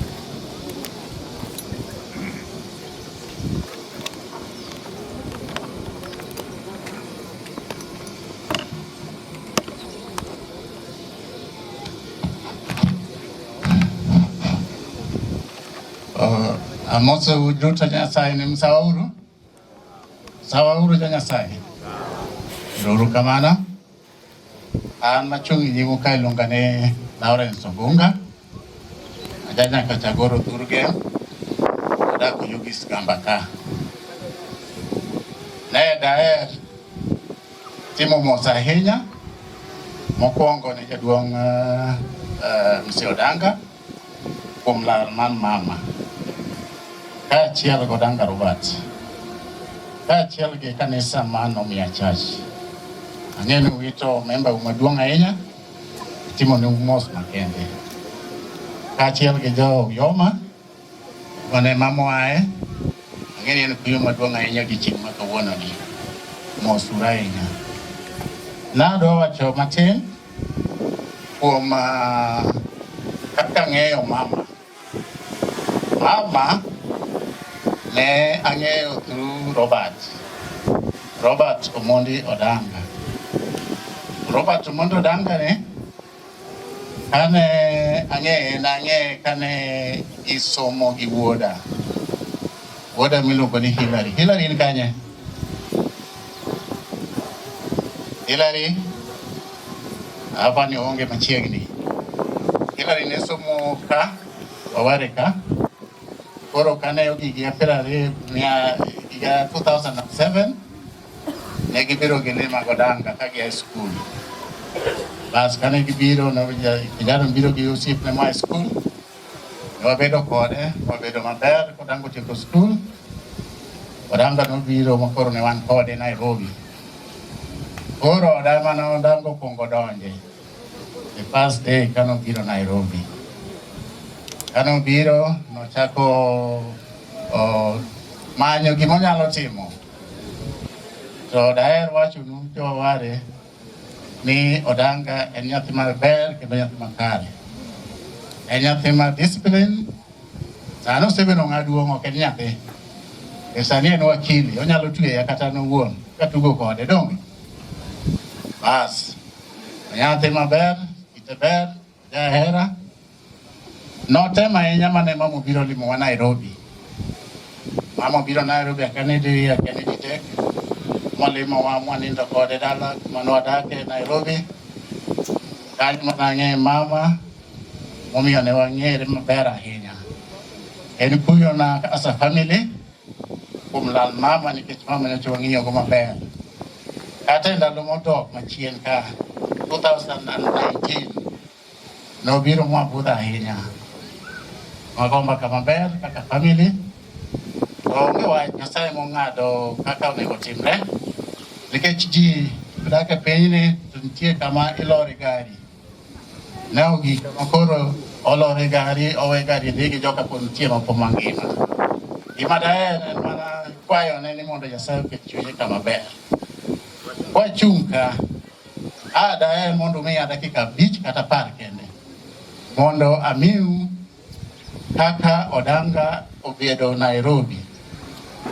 Kaka obedo Nairobi, kaka nobiro donje oda, nitie gimane Odanga obedo go.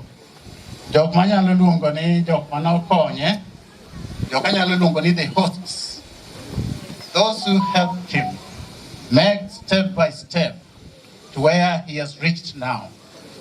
Yenauru, Wanda Luong, Mr. Dana Sewe Machungo Kane. Dana Sewe kan Odanga biro manyo tich. Dana Sewe no ka Odanga. My very renowned surveyor. Surveyor Muteng na enya Kenya ka. Makamilunga nyingi surveyors mane Kenya ka and one of them. Odanga no chakubedo kode as a pupil. Kao timo gima okada wacho ni hustling to kakori manyo kaka jija ko chakda. Mr. Sewe ni eno siepwa maduong' ahinya. Kendo en nyithindo duto mosebiro mosekalo e lwetwa onge ma ok okalo e lwete owuon. Ng'ama kite ber kendo ng'ama discipline kendo ng'ama ong'eyo kaka orito nyithindo madwaro kaka gidwa dak. Mr. Sewe yiena mondo I introduce kaachiel gi jo Lebanon surveyors. Yeuru mondo ubi jo Lebanon surveyors. Yeuru kaachiel gi jo MK advocates. Adwa wachonu mane endo mondo ng'e step by step mane Odanga luwo. Lebanon, please come over. MK surveyors, please come over. If at all, we also have other friends of Odanga from Tahidi High. You know, Odanga walked a long path. No luo yo mabor. Yeuru mondobi, come over, all of you, please, so that this congregation should see you as friends of Odanga. Come over.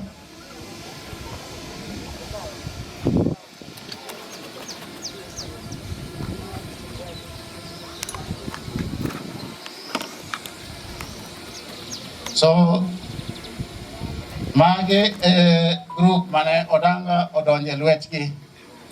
Group of surveyors, mage surveyors 10. The chief executive marge and Mr. Dan Asewe mochung' e nyimuni. En wuoyi malich ahinya kaka oriwach wech surveyors. Dok mano kende, en ng'ama nigi chuny mar konyo ng'ama dwa konyore. Yeah, koro with your permission, Mr. Asewe, please introduce the team. Thank you. Thank you very much. Not present here. I just give the mic. Mose chokruok nokweur gi nyinga iluongo ni Frank Steve Mondi Oloch ja nyaka Goro modak Gamo. He is my uncle. Jokanisa te amoso uno okwe uru. An iluongo ni Lazarus Odhiambo Omera. Aja Kisumu ka juu. Ing'eyo mbuge machon miluongo ni Soja ma Kisumu. Mane wuok e dhodwa. Wan gachielo Odanga Nairobi. Kendo wan tim achiel. Dala ka apani usenena mang'eny ahinya. Apani muodo ng'eyo kata jaduong' ong'eyo. Koro ma wan dala. Uru kamano. Amoso chokruok nokwe. Gi nyinga iluonga ni Kevin Otieno Gola. An aja Siaya Rieda.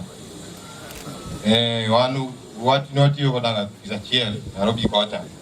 Koro ko wabiro konye koyo min gi. Uru kamano. Bwana Yesu asifiwe. Naitwa Justina Onyango. God is good and all the time. My names are Jeremiah Omon. I'm also from Bondo. Praise God. Luonga ni Desmond Uma na jasa kwa Bondo no Robert Osiepna. Katamin gino Osiepna malich no biro kai 2014. So nimada kuwa ni family na saya okete kumukwe. Nero kama. Mungu asifiwe. Nyinga George Dem. An ajaseme. Nang'ere gi Odanga mane wan students Jikwat University. So no run the chairman ma school, ben run the chairman ma school. Mako rokaman. Ero rokaman ahinya. Mano team mar no ritore. Dongo yeno ritore. Ane nyathi an adak e ode. Ore en ben ka en ben oneno ni mondo wabed kaachiel gi kuyo mar mama mosenindo. Mr. Bala, read the congregation, please. Those who have come to grieve with the members of the Odanga family, we say all is well. We too appreciate even our late mother was passed on for having taken care of Mr. Odanga during his youth. We welcome you, and we thank you, and we say to them, say what lost the partner to be with peace until when you will be called upon to see the Lord. Thank you very much. Governor Mr. Gola, man is my brother Yusuf Gola. Now in Odanga minority Nairobi ko Kongo donjo. Ikai kapo kugoyo. Ntie woi mane omi Odanga obire oda. Mane giromo ge school. Manokele in 2007 mondo wadak together. My son Hillary, please say something about your friends. Hello everyone. Musa Chokro. Our economists, we are very sorry about this. We are together in heart. Robert is my elder brother. So we had to come here as a family to say bye to our mom. Mosuru. Okay, Nyamin Odanga Mara Rio. Though Nitia Moromane Okobire and out of the country. If this have something to say?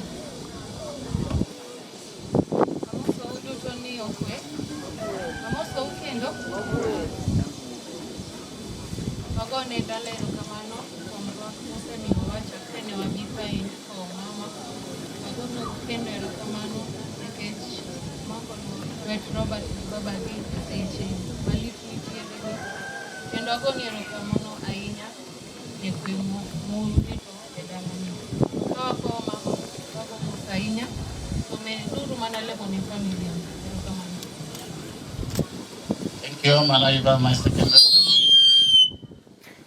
Okay, next is Agneta. Nyamin Odanga, the last one. I'm also no queen. Aniga Agneta. Nyamin Odanga Martin. Mosuru. Kamana Agneta. Last year, what Odanga be now on almost a bit of water here. Morgan have something to say? Be brief. Good afternoon, everyone. I'll just say sorry too much. We have so much mistake. Thank you, Morgan. What are you so Maracha? Iguru itumale. Ana Odanga di somo. Mosetimo degree tieko. Hata kane pokotiko degree. Ntio siep mana engo. A group of advocates, MK Advocates. Kai Odanga di Samosomo, other Timoki Barua Martin. Mako Sitiako University. Makoro de Timo pupillage. Yoginocha komi kendo tuolo mondo practice kodgi. Mondo miodio team course million admission to the bar. Admission to the bar came through courtesy of none other than MK Advocates. MK Advocates this have been Odanga for a long time. Kendo Ginjoka Longo, Gia Mount Kenya Kocha, Adiri Kaka Gisiri to Omera Yateo Odanga, Okwanyalo ya Mako Miogi to Olomondo, Gimbegi Uo, Mondonegi, Mondongeni to history, Marodanga no Bedonano. Okay, Wakini, please say something. Yes, habari zenyu?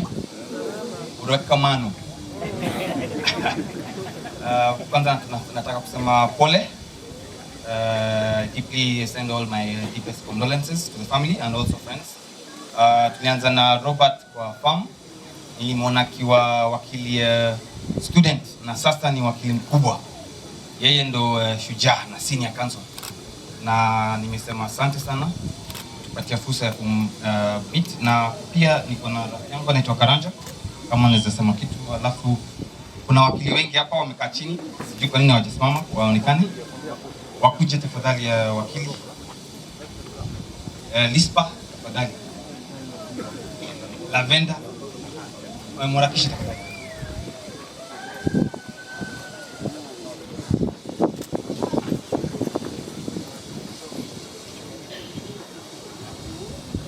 afternoon. God is good. Majina naitwa Karanja Sound. Habari zenu.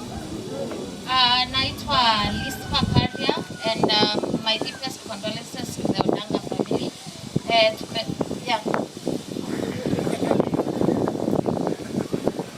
Amoso unokwe. Tuku na kunyer katokwe. Aniluonga ni Faith Wanjiru, Robert and Jatenda. Habari zenu. Naitwa Joy Karia. Robert is my friend, and my deepest condolences to the family.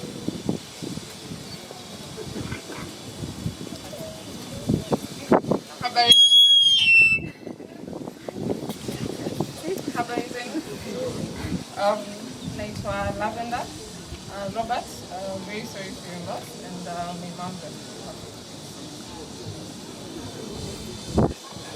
Yes, deepest condolences. Asante sana. Thank you, MK and advocates, for your attendance. Yoga mabora inyawa. Timos makende jo kanisa gi jo dala. En kuyo makende kako nyamera. In Robert nolima last year dwe mara aparo kano bro Nairobi. No chal nyamera.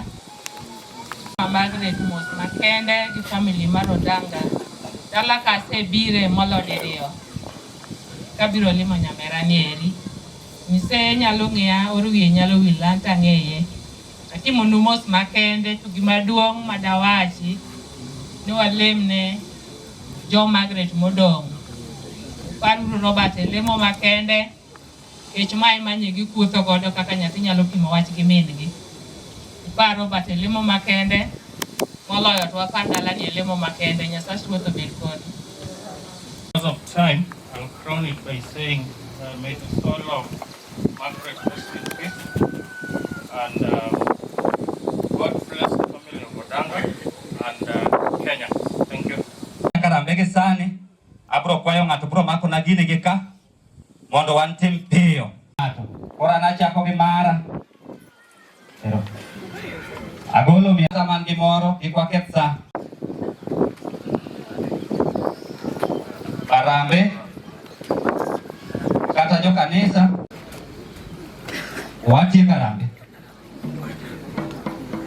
Watie karambe 120,000. Amen.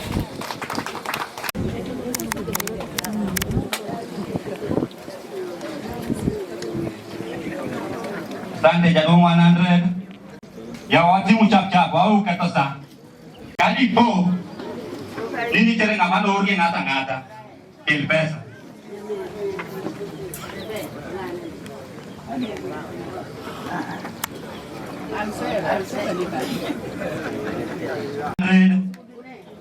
Aya. Kali po. Ikwa wache nino kolandi. Kali tie ngamane badwa nori. Erokamano. Timo mos ne jodala ni kuom chandruok ma giyudo. Noora gi Okinso Komo. Odwaro komno kendo okwayo jorusinga duto mondo yemna moko matin to komedo gima ne area makoni. Obiro yudo mang'eny kendo koseyudo mang'eny kendo kichiko gorogoro to nyalo pong'. Pod giywago gino. Jodala jo dala ma mogada. Simu aguo time omondo mi ume kura. Mage manyalo wacho koro sani to nomiya mana arambe mondo mi ami kura. Sando miyo wasling 1,000 wacho ni owadwa bi.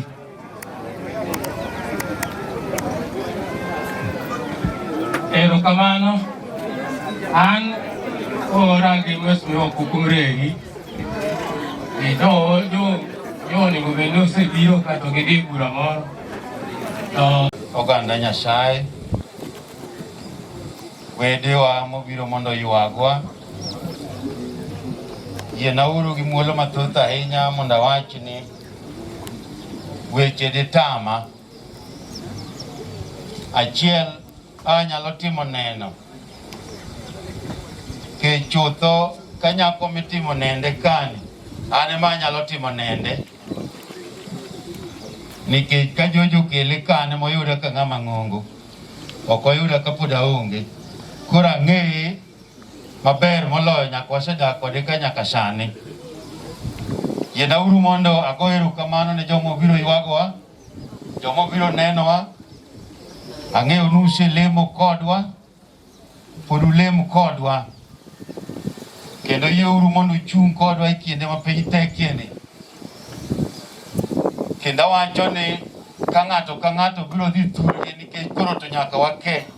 Wasebedo ka kuom yakre ndaloni, ji osebedo mogajore wagombo ni ng'ato koro ter tuone dalagi. Mondo koro wapogre nikech sa tin. Ng'ato koro dog wewa waywe wan bende. Kik wachak wathum ahinya. Nyasach kwe agombo ni mondo obed kodwa. Kendo kapok atieko tago erokamano ne jonyuolwa.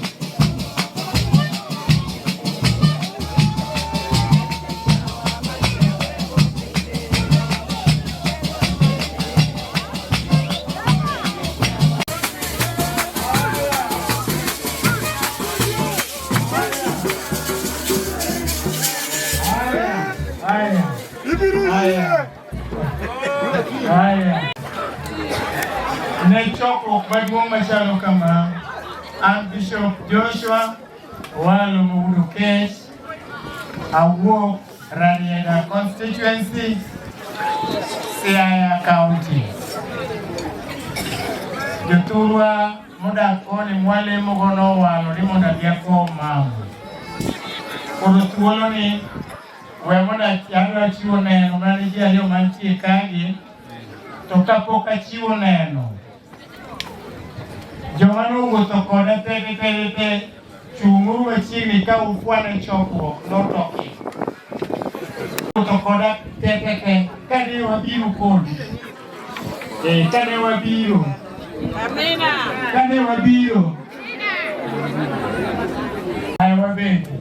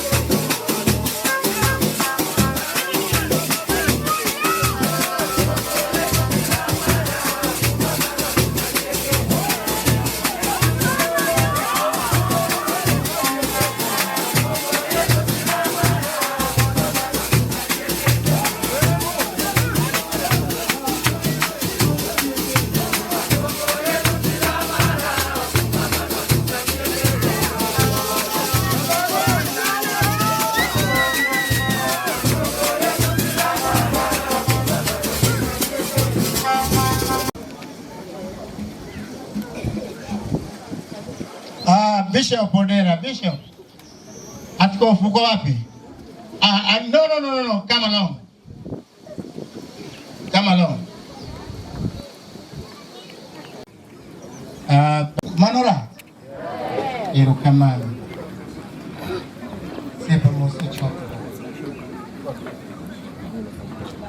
Hallelujah. Nyasaye ber.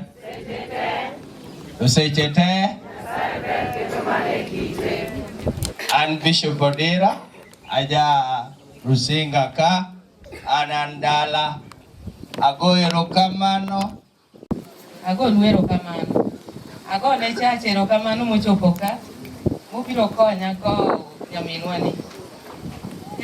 ni ne waherore go sana ikend na nyaka koro othon waherore kode ma ode mane wachieme kata dakika ni otho wachieme koro olit na saidi nikech ne nitie gik ma be nomora koro Nyasaye orite nothagore oneno rem saidi maka sama oneno to kata an litna chieng' moro gore piny kacha moluongo ni nyathi moro ne nitie kae oluongo ni bi maka bi konya to an ema nakuongo achopo koro kana achopo to katemo namake notama mako koro agine jaduong' biro jatelo biro koro kobiro to wamake kwasechunge to tere on chieng'no nomiya ywak nolitna sana noridho wang' nolitna koro neno madang' awachi nosandore Nyasach kwe orite welo gosiepe wede mamoso kata moka moso Nyasach kwe oritu erouru kamano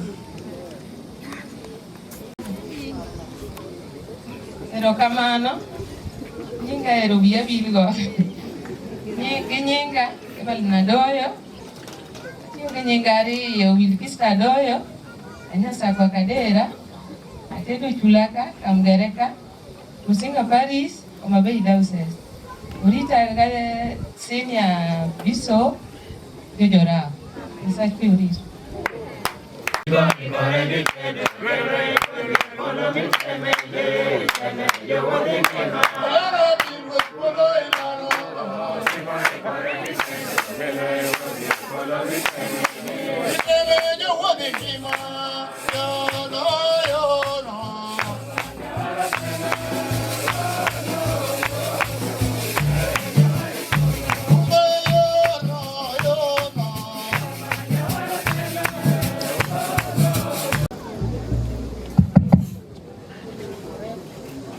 Aya.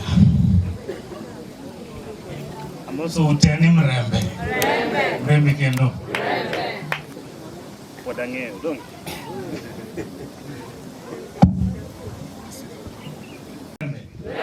Mrembe kendo.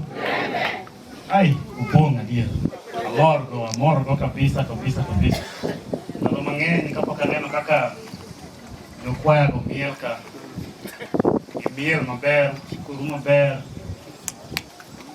Ng'eny makoro yogi kata ni wane yie yawo. Koro ne chokruok moro magala moro.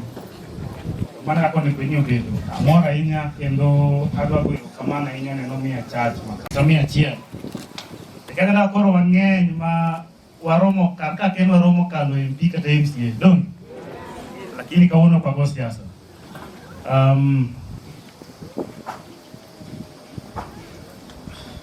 Wacho neno mama ni dwa bedo matek matin. Ng'ama wuoyo ga mang'eny. Kaka wakili wawuoyo ga mang'eny kabisa. Wawuoyo manyiso ni bet piny oromo. Pogo wuoyo. Mana kaka ichulowa. The more you talk, the more money you earn. So talking has never been a problem. Adama na kwayo ni abro wacho gi kizungu matin nikech an gosiepe na bedo maboyo. To karka bende skul nene bath chiel ka watenware. Kani ko jopuonje gi kidi manowachi ni kandalo manwadhi skul to koro ini bari kochiel mano bende wachi ni. Lakini Kamgere is a very learned village.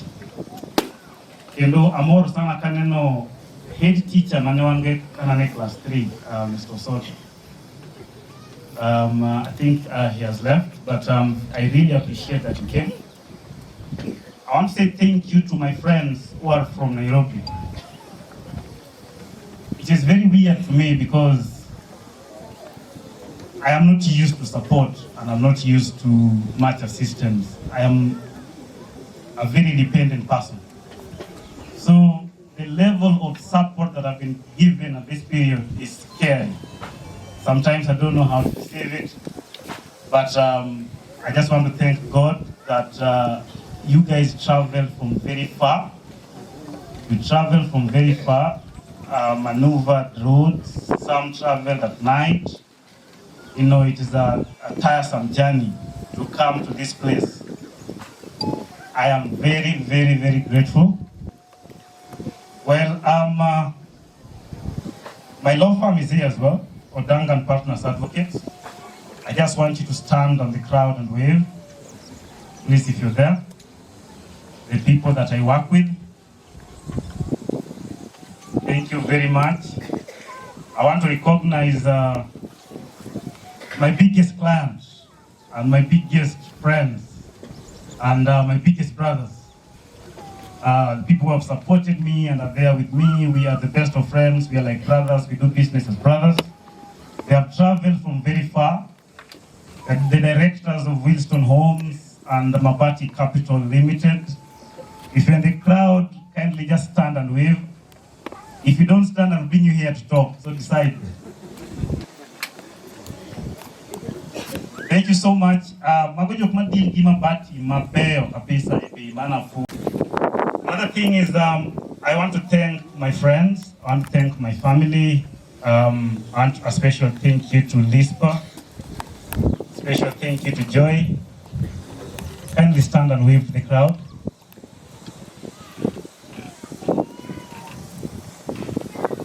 Thank you very, very, very, very much. I highly appreciate it.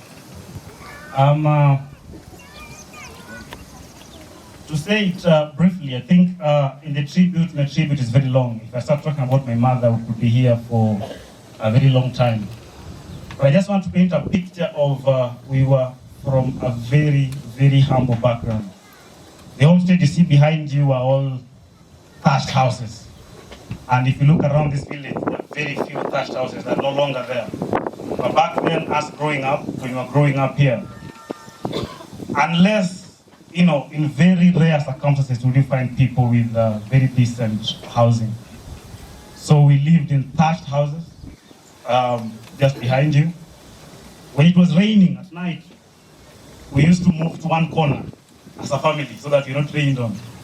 So in the event that you had exams to study for, or you had exams the next day, you just had to, you know, study while standing with that lamp that brings out smoke. We managed to do it. We call it Nyangile here. We know a very good environment for others to follow and so that they're able to live in a better place. Now, the reason I was bringing that background up, I had that tribute, but I'm not going to read it, is my mother was a class 4 dropout. She didn't study much. She was very brilliant. She was those people refer to as street smart. I feel like if my mother had known a lot of English, she would have been a serious political leader in this region. Because she managed to bring a lot of people together. This church you see here, these people are from various places, so many places within the Nyanza region. And she was working with all of them. It's very difficult to explain how a class 4 dropout is able to unite this large crowd. It's not easy, it must be God. So that kind of rubbed on me a lot. So, like I said, we had a lot of issues. My mother was the breadwinner. She was the man in the family. My father used to go we used to go fishing, sometimes at night, sometimes during the day. When the fish comes, my mother will prepare it. We will not take the best of fish because the best of fish would be worth a lot of money. So we used to take the others. In a low, give what you need. Work out, range mo como ohala neo bread. Ilunga nang. Ilunga ni. Oh, hey. That's the one we used to eat. So the biggest ones, we used to take not every kilo. We used to take some place for it to be sold. So I really got curious one day and asked, why do we prepare the best of things and we don't get to enjoy them in the house? Then she asked, okay, are you going to eat the fish without ugali? I said, okay, I get the sense now. We need to buy ugali, so we have to sell the best of fish. And I vowed and I told her that a time will come when the best of fish in this region will be brought to you to eat. You'll be the one to buy them, not to take them to Nairobi or sell them, but you'll be the one to eat them. And that was my motto the entire time. I just wanted her to have a good time. What she used to do is smoke the fish. We used to walk around the village getting cow dung and the rest. She was a very serious businesswoman. And some of my business acumens or skills have come from her. She used to go to Kericho, used to go to town. She used to sell the fish. She was not able to get accommodation in any place because that would eat into the money she had. So what she used to do is sleep beside the fish at night in the cold so that she could get enough money to come back, give me some pocket money, and send me to school. So through all that, I went to 4 different high schools. Imagine a 4-year course going to 4 different high schools. I never went to Form 2, I don't think I did. I think I went to Form 2 for 1 day. I dropped out of school for a year. So when we were going, when I was go back to school, I was told to go back to Form 2. I said, all my friends I did KCP with are in Form 3. I will drop out today if I'm not going to Form 3. I will stop studying. I'm someone who does not like small embarrassment. So I said I'm not doing it. So we went to school at Waware. I found the principal and I was very clear. I am not going to Form 2, I am going to Form 3. He's like, you've never stepped into Form 2. I said, I know. Then he was like, this is the 3rd term. I'm going to give you, you're going to sit the exams with the rest. If you get at least 45%, I will let you go to Form 3. If you don't get it, I cannot help you.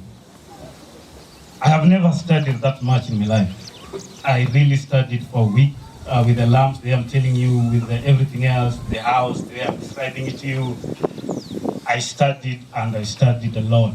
I did a lot that I could. Remember, I had not been in school for a whole year. I was fishing or looking after the cows that we had then. So when I went that day to school to do exams, I did it very well. That they were expecting 45%, but I got 80. I was the 2nd best, and I was better than everybody else that was there studying at the time. And I came home, and it's the first time I saw my mother really, really cry. She said she does not know what to do with me because I have very, very big dreams. Those dreams cannot be achieved around this area. She does not see me making it. She had an option of me going to a polytechnic. I said no. So the one thing that broke my heart the very first time is that I was studying in a school in Kisii. And we went to Kisii with 3,000 shillings. Pocket money was in there. There was shopping in there. There was school fees in there. Remember the school fees, I think was around 12 or 14,000. So we got there and the principal just started laughing. She was like, what do you guys want to do? I'm like, we want to study. How? Okay, I saw my mother kneel and beg.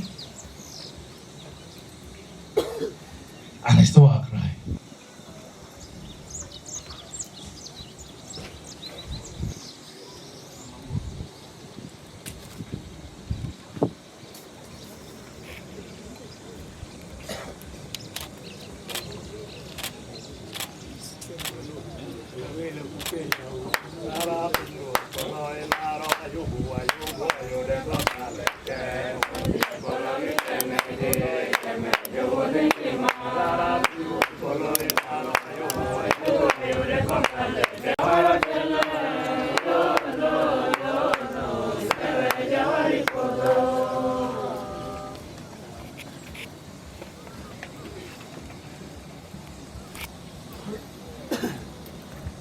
Well, that was very weird for me. I don't cry at all.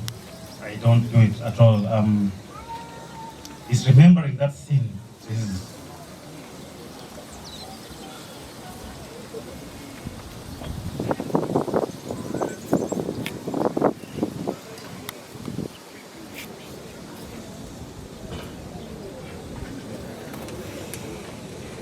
Well,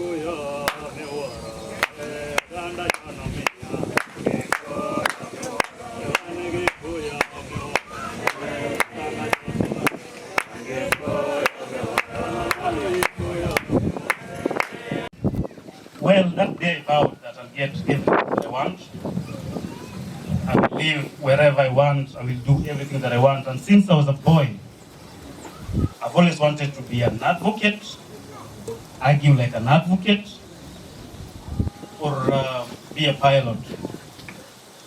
Like I said, my mother always told me is, and my other mom is here can say it, is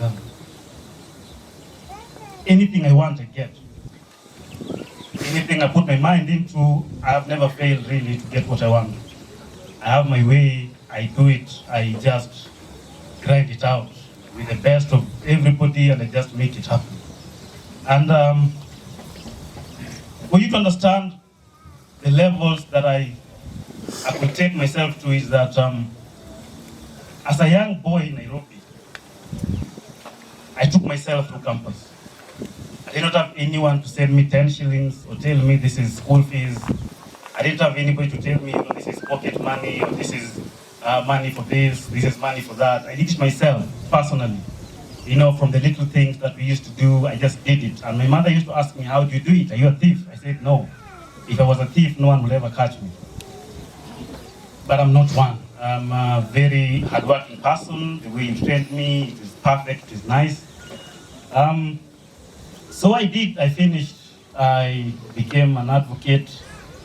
I've been on TVs, I've been on radio, my voice is everywhere. I have a beautiful law firm, I have very good employees. Life is good. I drive the biggest cars in Nairobi, not just one. I own a couple of seriously good cars, 5 or 4. I live in the most prestigious places in Nairobi. I dine with the highest people, in Nairobi. I travel by air at least 6 to 8 times in a month. I can hire private jets if I want to. I have it all, really. I think I have. For the very first time in my life, I want to tell my mother, I never really got to say it, but Mom, I made it. I made it. I am seriously big now. And the cycle of poverty has been broken. I'm not entirely sad because she's gone. I'm just very thankful that she held on for so long to ensure that I was good. The business my mother was doing of using cow dung to smoke the fish, she was inhaling a lot of that. So it interfered with her lungs a lot. So she had lungs issues. I think most of my family members do, because of the lot of smoke that we inhaled back then when things were really hard. So when these things caught up with her, you can imagine inhaling all that smoke and sleeping in the cold, not getting into accommodation or something like that, traveling to several places, Kericho, Sotik, Kisumu, to sell fish. It took a toll on her health. So she used to take a lot of painkillers and a lot of medication. So I used to joke around with her a lot. She was my friend. So she was not just my mother, she was my friend. So I used to joke and say, you're taking too much medicine. Is your body a chemist or something? Because you're storing a lot of medicine in your body. So I get to understand, and I did my research, and I find the more medicine you take, the weaker your body becomes. So she kept getting sick a lot. And I was like, what do we do? Can you come to Nairobi? Can we fix this? And I tried everything, I was in a meeting on that day when I got a phone call that she was sick. I finished the meeting, I was in the car, I was driving with my clients. Then when I said, I want you to get into the next available transportation. I'm selling a car or whatever it is you guys can do, and I just need you to get to Kisumu for treatment. They got there, I spoke to the doctor, I told the doctor, listen, I want you to do everything that you can. I don't care how much it costs. Do everything that you can to ensure that she's well. I could hear her voice in the background. So when she got to the hospital, they put her on oxygen. I still strongly believe, and I'm not blaming anyone for her passing, but the doctors never asked for her medical history. She was already on very serious antibiotics. They just put her on oxygen and continued giving her antibiotics. I have a feeling her body couldn't take it. Within a few minutes, her kidneys failed. Another few minutes, she needed to be added more oxygen, her lungs had collapsed. Yeah, so I think after was it the next day, I speak to the doctor is telling me I can't do much anymore. She needs to be referred to another hospital. Basically, I rang all the doctors I could find. I spoke to them. I hired a private doctor to come and watch over her. He said we need to go to a referral hospital. We did everything. I remember at night, the next day she passes on. I went to see her. She couldn't talk, but she kept pulling her hands towards me. I was very scared. I'm not someone who's really scared, but I was very scared because the pain she was in was a lot. I could feel the pain in her. So when she kept stretching her hands, I didn't stretch my hand back. I just looked at her. I took a picture of her and I smiled. I called in a nurse and I told the nurse. I called two nurses. I told the nurses that, how much is your salary in a month? All right, I'll pay you half of that. Your work is just to ensure that you take care of one patient. Just take care of one patient, that is your job throughout. Ensure she's good, she's washed, she's fine. So we were to do dialysis. We did it, we managed to do the arrangements in a few minutes. She was there. I never knew dialysis was that painful. Because they have to put they call it a catheter through your neck. There was no anesthesia or anything. It was so painful that I could not watch. I just signed the consent form and walked out.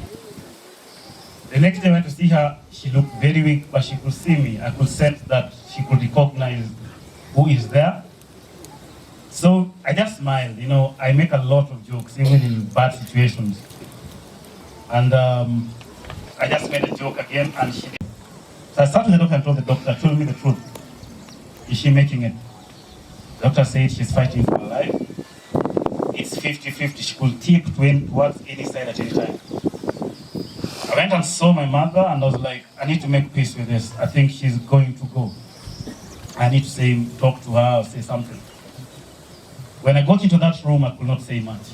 I could not talk. Like I said, I'm a very talkative person. When I got there, I could not say anything. Nothing at all. I could not say anything at all. So I just looked at her. I just took another picture. I went to my hotel to sleep, but I could not sleep that night. I just kept turning and turning and turning. Turning a lot. Just looking at pictures of my son.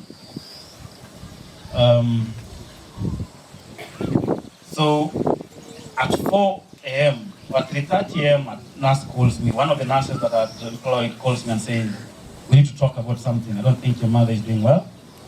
I don't think she's going to... I said, nurse, it's fine. Break the news to me. I already know. Just say it. He said, she's not doing well. Then she hung up. So at 4:05, he calls me again and say, hello, how are you? I know the news you have. How do I make my arrangements from now? The nurse was like, I'm so astounded. I've never heard anyone talk like that. They even have a heart. I said, I'm not sure anymore. I'm not sure if I have one. But I know the things need to be done, the job needs to be done, and I did it. I went there, she had passed, I did everything within a few minutes, and the body was brought to this side. The biggest challenge I had was breaking the news to my father that his wife has passed on. The other biggest challenge I had was saying it to my sister, my younger sister. Okay, I didn't have a problem with the rest. I was like, hello? Oh, mom has passed, by the way. It's like a by the way, talking about something else, but it's like a by the way. So then I just hung up quickly so that you don't ask me anything else, really. So I was like, do I call my, I debated for like 2 hours. So do I call my father or not? So I call him, he does not pick. So I was like, okay, so I called one of my cousins and I say, can you, I spoke with him on phone, can you take the phone to my father? Just go, put it in his ear. Because I was scared of it, we asked any other questions like, hello? Hello? Mama's passed, then I hung up. I didn't want to be asked anything else. I just said, Mama's passed, and that was it. Even my friends, I was breaking the news to them later when I was like, okay, by the way, my mom has been sick, been treating her, I did everything I could. Oh, she passed, by the way. So yes, she should do everything else. So the whole time we were in the hospital, I was being asked, like, you're so cool and calm and collected. What is going on? I'm like, what my mother ever told me is, and the one lesson I always have till to date is, whenever you're in a problem, you can do two things: sit down and cry, or get up and solve it. That's what I'm telling you. I rarely cry. I don't know when the last time I cried really. I rarely do that. Okay, I get a lot of heartbreaks maybe, and I try and deal with them in various ways. So the way I grieve is different, and it is a grieve in a manner that will make the people that care about you run away. Maybe it's a weakness, but it's maybe a defense mechanism, purely based on the history as well, that I was trying to enlight. So, like I was putting it out there, my mother did not just take care of me, she took care of everybody else that needed assistance. Everybody else that, and I kept asking her, why did you do so much good to people that don't care about you? I mean, why is it a must? I remember calling me and saying, okay, there's this cousin or this relative of ours that needs some assistance, we need to send him some money. And I was like, why do we even have to do that? I remember I was going to school, and all the money that even was there at the time, none of that amount of money was ever used on me. I mean, why are they claiming anything from me at this time? Why should I do it? Then she just said, as she always said in Luo, then I just used to do it. And the biggest other lesson she left me with is, I remember when things were really hard at that moment when I'd finished KCSE. I think I'd finished KCPE at the time. So I did very good. Our school is just right here. Some of my teachers are here, can attest to it. I did very well. I think I was the second. I think one was number one, is a very good friend of mine. We still have beef about it. I think I should have been number one, but we still argue about it till now. It's funny. I did some primary school results. So the thing is, everybody, including the people that I had totally beat, were going to very good schools. I sat back. There was no hope. There was no going anywhere. I was disillusioned. I think as a child, I was going through depression or something. Then I was sitting just down on that veranda, and she came and told me, "You've been thinking a lot since yesterday, but I want to tell you something very clear, and I want you to understand it very well. I do not have," let me say it in Luo first, how she put it, then I can translate. It's a very important lesson that he said, "An aonge ajuoga mora manyalo dhire, okang'eyo ajuoga mora mantie kamoro, onge jodala mong'eyo ajuoga anywhere. An gima nyalo timo ne nyathina en anyalo lemoni, kendo anyalo ywak ne Nyasacha kago chonda piny, to Nyasacha biro winja. Abiro gocho ne pastors, jowa makaka nyaka lemni." And the person who has been supporting her through that prayer is William. Who is William? William, just wave to the crowd. Those are the biggest prayer people that she called for me. And my mother's always believed in this religion so much, even though part of me at the time didn't, I don't know, I cannot really say much about me in church, but that what she said really got to me. She said, "The best thing I can do for you, my son, is pray for you. I will cry and I will kneel down to my God to pray for you. And I can promise you my God will see you through." And she called pastors to come and pray for me. So since then, there's been a thing of prayers. And my mother is someone who used to call me on phone. I'm like, "Mom, it's really tight right now. You have something to really say, or can I call you back?" Like, "No, just pause, I want to pray for you." And she used to pray for me on phone. My mother used to pray for me a lot. She used to fast here. She fasts to pray. She used to travel to pray. And wherever she goes to, she prays for me, So I have lost my best friend that I used to talk to, and I've lost someone who used to pray for me. Bad news is now I have to do it myself. I probably forgot how to pray. But now I have to do it because it is what she told me works. And I have seen that it works. Because if you listen to my story, and having spent a certain consideration number of times on the street and everything else, you cannot marry the two, really. You can't marry the two situations. My mother lived up to a point where she was extremely proud of me. She was so proud of me, so she believed in me so much that sometimes it was scary. She's like, my son, you'll do it. I'm like, how? I have no clue how.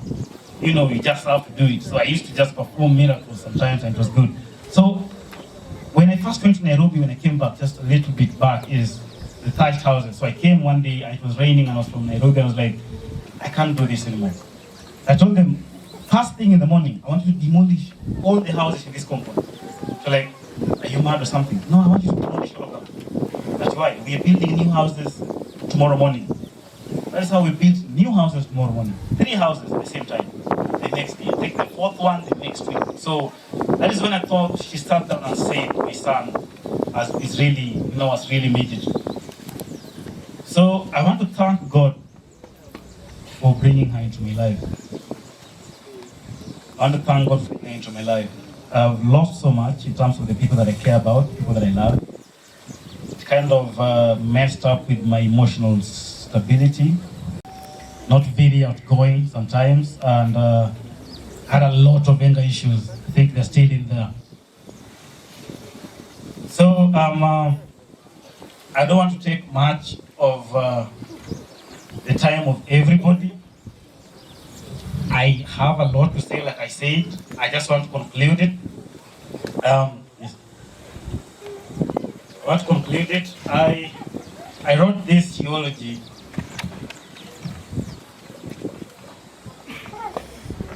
a few minutes after she had passed. So it was written in a hurry and just given out the way it was never proofread. I don't want to read the whole of it. I just want to read the last part. And I wrote, I want to thank you, Mama, for choosing me every day. I want to thank you for praying for me all the time. You always called me on phone to pray for me. You traversed the country just to pray for me. In this world that will pray for me like you did. You always reminded me and you ensured you said it until it sang. Anaonge joga mangeo kendonge ngat manyalo ringo ire. Anyalo mana lemo ni nyathina. Anyalo yuak na nyasacha to nyasacha bro winjo yuak now. Mama, your God always heard your prayers. I want to still thank you, my mama, for loving me with your life. I am, well, hard to love. I'm a closed up person and extremely dismissive. Well, I'm still rebellious, and even people in my... With all my flaws, Mama, you still loved me and protected me. I can stand here the whole day and talk about you, and I still want to be able to finish, but I have to say this. Mama, you went to rest at the right time. You went to rest after completing your work. You have left a warrior behind, you have picked a man. A son of my people always tell me you're doing good for yourself. Mama, I'm doing good for myself, I must say. I travel on air several times in a month. I own luxury cars. I live in a beautiful neighborhood. I have a beautiful office that you visited and saw. Mama, your event today is very beautiful, and there are beautiful people with amazing hearts gathered here. Mama, it could be that we finally broke the chain of poverty. There is hope for our next generation, and Mr. Aldworth is here to make sure this royal lineage thrives. Your sweat and your prayers bore fruits. So rest easy, Mama. You served a living God, and because of that, your God will always be with me. I want to put my heart out to God as well. That protect the work of your hardworking servant, my mother. Bless the hands she has left behind. God, when you visit your righteous people, kindly do not pass me by. When you bless those who glorify your name, for the sake of my mother and for the sake of my family, kindly bless me tenfold. When you show mercy to your people, grant the same to me. Grant me strength, grant me wisdom, and bless my generation. God, in front of this multitude of people gathered here today, I am putting this humble plea to you. Thank you for now, thank you for yesterday, and thank you for what is to come. Thank you for what is to come. Rest in peace, Mama. I will continue making you proud, always and forever. I know you are with the angels. continue interceding for me, working hand with the lovely Patricia and Zakaria Linde. I love you, Mother, and I thank you. So, Nejo Church, ada wachoni mama wa nosiko kuona ni nyaka make my contribution to the church. Kata aonge, kata antie. Wadilemo kama, wagolo kama, imakama timore, nyaka support church. Koro nera par mama wanya lopo yugi marachia. Mama noero lemo, mama noero wende makanisa. Dalomo kwa nutimo ga competition marakwaya. Lakini kapodo time yako da podentie. Abdo sponsor churches a day. At the studio when the go where he shoot video. Abdo sponsor churches a day. I can't nobody decide churches a day go nigi ngagi ni. Koro competition no akene do time kanye ugo time kuni. You will let me know. Jen Mupange, I will come. I will be part of this church because it's my mother's church. I will support you with everything that I can. And you can always reach out to me. I will support whatever is required. Koro, watch choir. Ubro also watch studio. Abro panga kakonya locho pe studio. Abro manyo studio. Abro yodo studio. Abro loso nugigo te. Uni kuru manawer. Unwachi ni wernitie ee. Wadu adeti meka. Wadu loso video wakama chal kama. Okendo mano wa loso kendo watie kodonga mea. Aya. Mama noe doe roki machal kama. Kaka uwoto kode. Ugobu. Ugo tenga. Akoro ni kumaintio mor kabisa. Kendo mor gitiju. Kendo mor kaka winye ni. Sanika malaike gonika. Tangini giwer. Kendo giel. Kendo ka in part of malaike go kendo ngeni mor kabisa. Kora gonu iro kamana inya. Nejo dala wa manitie. Extended family and all of you. We cannot progress without unity. Okanyal. We cannot progress when we are divided. There needs to be trust among us. O kangata chiele family ti maber nyalo mako lweto wadgi machielo. To wadgi machielo nyalo mako lweto wadgi machielo no. To wadgi machielo kendo mako lweto wadgi machielo no. To mana kaka koro family develop, wabedo jok ma serious, jok mabedo very respected. Lakini ka koro ngata chiel chalo gima timo maber to ngato nigi issue nyaka stop. Because they said the enemy is poverty. We are all trying to escape from poverty. We must support each other towards that direction. Nyakumiwa chuny moro maber manyalo biro go dala to timo development. Wanya timo development. Wasomo gi Makobar Kai from my village, just here, my best of friends, is vying for governor for Homa Bay County. You see? Gimanya lota mamanyo kura kako mongi, to be ndadi yode kukini, kaduare. Okinyal mona, okte, wanya loti mamagote. But the main thing madwa wacho, wikita gimalo, nyaka wa develop. Wa develop, nyaka were giweche mag nyiego. Nyiego no, apro wacho kataka koro, nyiego no okbe. Leon wa uru waka jomatindo, support wa uru kaka jomatindo, lemno uru mondo watim maber. Kwa timo maber, to village ni weng'e tin kabisa. Gero weng'e ni en 1 week. Kadwa timo kadwa watimo connect ne jite, whatever it is. It's something that is very simple. Lakini ka onge gima chalo kamano ni koro wa makore pamoja. Kumwanya lo dhi onge. Anaonge issue mora, anan sawa. Mama wanindo maber, wakinde maber, wachiko wachno, wilo benda bero nuko chiemo maber, ubudho bende maber, agunu iro kamana inya komuth mabor mubiro go muchopo ka. Koro mago. And those few words, I want to say thank you very much for coming. Thank you for helping me give a very good send-off to my mother. And I want to thank the County Command of Homa Bay as well for giving me the support, the OCS for Mbita, the humble police officers that are with us right now to give us the security that is needed. the one that provided us a car yesterday as well in our convoy. I want to say thank you very much from the bottom of my heart. I am sincerely grateful. My visitors that have come from Nairobi, I know you've denied yourself a lot. On a light note, I know some of you will be waking up at Kiweke or 1824 or something like that, but you're here. Some of you will be nursing some serious, okay. Sichomi, amana choma. Okay, sir. Thank you so much for coming. I feel very good and I feel very great. And do not worry about anything else, like I always say. And tell another friend there who keeps us safe, I'm fine. I'm very fine. Super fine. I've never been this fine. My mother's gone to rest. She's in a lot of pain. She's fine. She's gotten a very beautiful send-off. She's being guarded by men in black. Have you ever seen that before? Man, it's serious.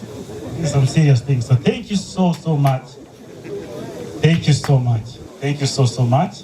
I hope I've touched on everything. So asanteni sana, nyaseo gwedu, erokamano.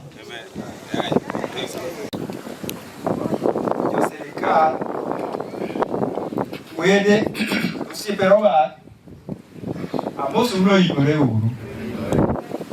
Oyimere uru gimon. Ato kabiwe mangenya no kan lawyer. Ato kabiwe kabisa. Kabuka wuoyo sao ngado osiepe Margaret moko ka to okadwa ni giya moko wuoyo nitie giko wacho na achiel ariyo adek ma matin nitie wuode achiel manyaka wuo kako wuoyo to grube mo ameta akwa rubu wache watu kiroka wan ka ji ang'wen eno ka ng'at mar abich be donjo. Wabiro ka elo chiro mbita kama nyocha mama Margaret Odanga, sorry. Margaret Aoko Odanga. Nyocha loko cereals mbita market. Koro wabiro elo welfare mar chiro no. Welfare is a big team. Obedo subdivided into 5 groups. Odanga ne fall a group D. Group D secretary en Nyaksini iluonge ni Ruth Nyandika. Our organizer for the entire team en Wod Rusinga Dominic Onyango. As to we have 2 members for group D. One is Lawrence Uchieng, Mabe Chidalaka. One is Dorin Opeyo Machiwaregi. Okay, Gimora Chumangay. Margaret registered as a member on 13th March 2021. After 1 week, Olan Mualoro Yiga Kolan got a report from the subgroup heads ni Otuo, but the husband was very close with the group. You don't know Kelo Sol Nyaka Wafil ni she was part of us. Goro mane momi wabiro kama duong ni wakugija duong ka chiel gi waya manyiek Margaret mondo kigine ni Margaret ne timo nono e chiro kacha. Otherwise kapok watimo maduong mokelo waka jok ma obiro lo welfare okufua gi kanyo gibede tipo moro toke kacha. Do you have something to say? Sangen yena alungu waya bi wada no tiga di chiel makwaka, so we go away. Ma waya gidala jok moko nyalo paro ni eduong an tekno ka adwaro ni wuod Rusinga ni ma wuod Kolo Kanyala Dominic Onyango mosi matin e kinde mokoro waywe pi wangi. Thank you very much. Eduong nyago to mosi. Thank you very much. Kaonge mang'eny mwanyalo wacho, we say thank you Margaret, rest in peace. Okia kata miri odonge lwete ng'ato nono Obio Margaret ma chokai ka menigi ma en godo en wur kara chuon. Erokamano, idolo mar Nyasaye, nyuola madala ka, amosu ni Yesu pako uru. An wuodi Margaret, Odanga. Margaret nonyuol chon. Yesu pako uru. An nonyuola chon. Winjo ni an mino notho, nyuola to weya. Noweya gi mama miluongo ni Juliana. Juliana maluwo bang' magi. Juliana nokoso pidha moweya kodhi tedo. Magi ni mochako pidhowa ka. Ma Robert mowuoyo ka motieko weche te madwa wacho ni.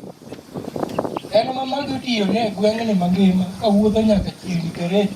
Kae man waninde oko gi rech. Wakwanyo wuoyo. Yesu paki uru. Miyo mama monindo kani. Okawach no bero. Chal magi mon magweng' ka. Onge ber mologo mon ka. Tich moti e bwo piny ka. Piny karachuon. Ok onyuola gweng' ka. Mino nokeo nyuola piny karachuon. To weya kuro. Kure madake. Gweng' ni ok abed. An wendo. Erokamano. Aparo ni tieko. Awacho na bro wacho weche mathin kabisa. Ng'ato bro paro ni nitie gima bro wacho. Onge gima bro wacho. Weche te onge sama ochak neno nikech ne an e dhoot ka. Awinjo te kaka ji wuoyo kuom Margaret, hera mare, ngima mare kaka odak, kaka obedo kod ji, mago te nawinjo. Awinjo neno bende yuolo ji ne winjo gik mondikie. Ing'e ni ka ichiko iti e gik mondikigo kata kisomo, koro gima ng'ato wacho nono ka yiem. Ana wacho niya, nyariyo awila to osedhi. Kendo ok nachak anene. Anene kawuono, anene picha, idhi ike kacha, to kanene, taneno lek. Mano gima wacho. Awuoro piny. Gimomiyo awuoro piny, owadwa chief nowacho ni ji onge kama nipimogi kochola ka. Ochola ka ema owuo, to owuo nikech mon. Awuoro mon jokochola. Nyasaye ong'eyo. Tago erokamano.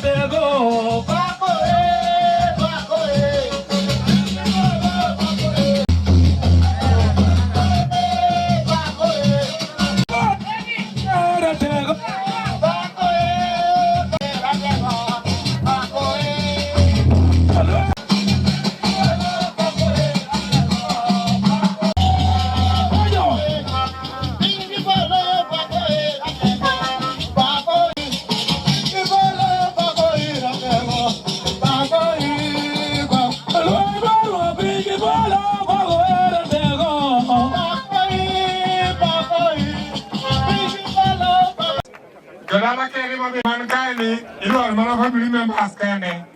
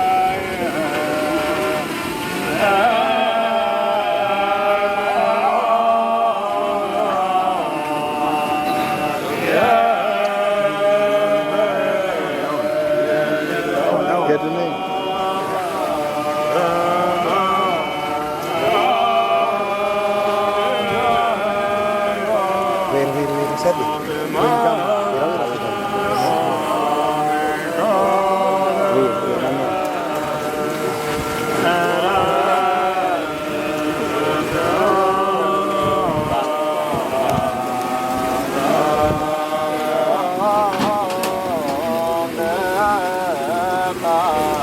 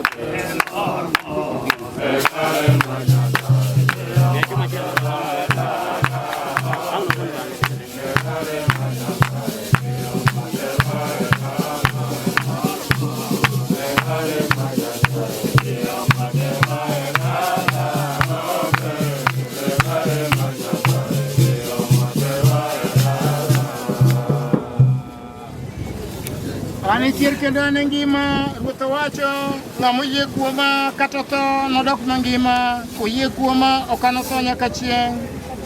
Ang'eyo ka Jehova ngima kendo chung'e polo mano bi mondo ochwaka chieng' giko kata ka tuo oseketho denda kamano to e ringruok anane Nyasaye an anene gi wang'a wuon. Ne ok wakelo gimoro e pinyni bende ok wanyal gimoro ok wanyal no kwakelo gimoro e pinyni bende ok wanyal agi gimoro. Kana wachona niya kana wuok ei mama to ne aonge gimoro kendo chieng' ma atho to kanadog gi gimoro ruoth mowacho ruoth Nyasaye mowacho manochiwo kendo en ema koro osekawo nying ruoth Nyasaye opaki.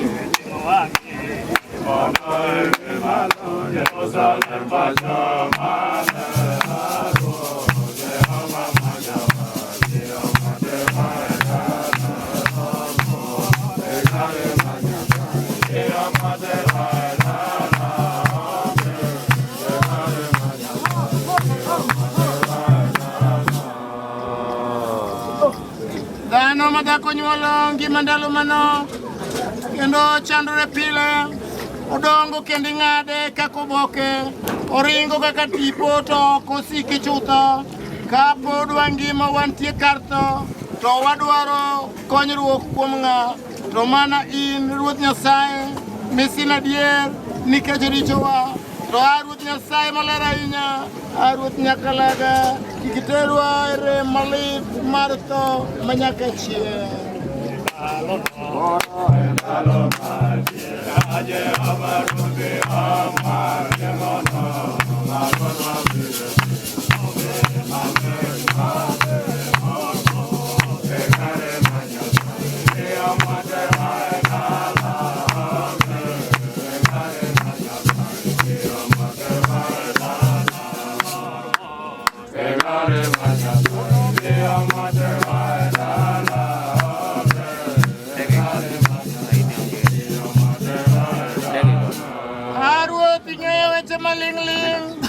Mag chunywa kik din iti mang'won wakwayi iwewa Ruoth mang'won kendo maler ahinya Ruoth Nyasaye matek ahinya jakony maler kendo mang'won in jang'ad bura mowinjore chutho kendo mochwere wabiro tho kik iyie wa kuomi nikech tho.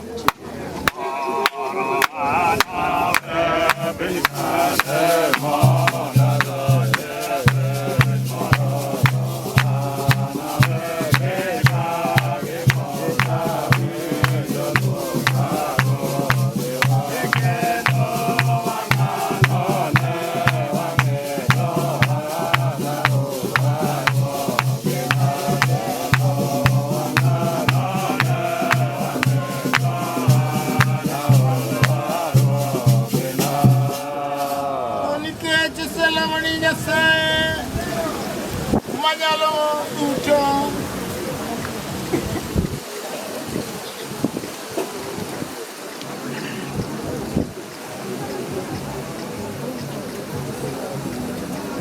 Kuom ng'wonone maduong' mondo kaw chuny nyaminwa Margaret mohero mosea kani, waloro ringre lowo kuom lowo, buru kuom buru, wageno adier chutho chier manyaka chieng' kuom Ruodhwa Yesu Kristo mabiro loko ringrewa machandore mondo bede machal gi ringre mar duong'ne kaka otiyo gi teko manyalo loyogo gik moko duto e bwoye owuon. Nawinjo duol moa e polo kawacho, ndiki ni jomotho gin johawi motho kuom Ruoth Nyasaye nyaka akawuono. Ero wacho mondo giywe ka giweyo tichgi. Lam mar Ruodhwa.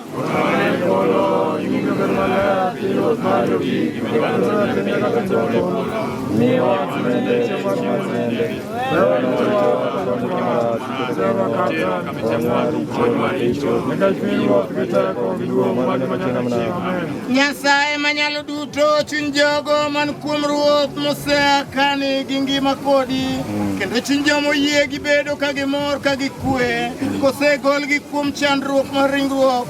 Wagoni erokamano ngang' kolong'oni konyo nyaminwa Margaret mondo ae masiche mag pinyni mag richo. Wasayi kolong'oni kuom berni mang'won mondo itiek piyo pinyruodhi, kendo wan gi jogo duto manotho kuom yieni mar adier mar nyingi maler, mondo wachopi kendo wamor chutho gi ringruok gi chunywa kuom duong'ni mochwere manyaka chieng'. Amina. A Nyasaye mang'won, wuon Ruodhwa Yesu Kristo mobedo chier koda ngima, to ng'ato ka ng'ato moyie kuoma kata tho nobed mangima, kendo ng'ato mobedo mangima kendo moyie kuoma okano tho nyaka chieng'. Manopuonjowa bende kuom jaote maler mondo kik waywagi kuom jogo monindo kuome ka jogo ma ok oyie. Wasayi mamuol,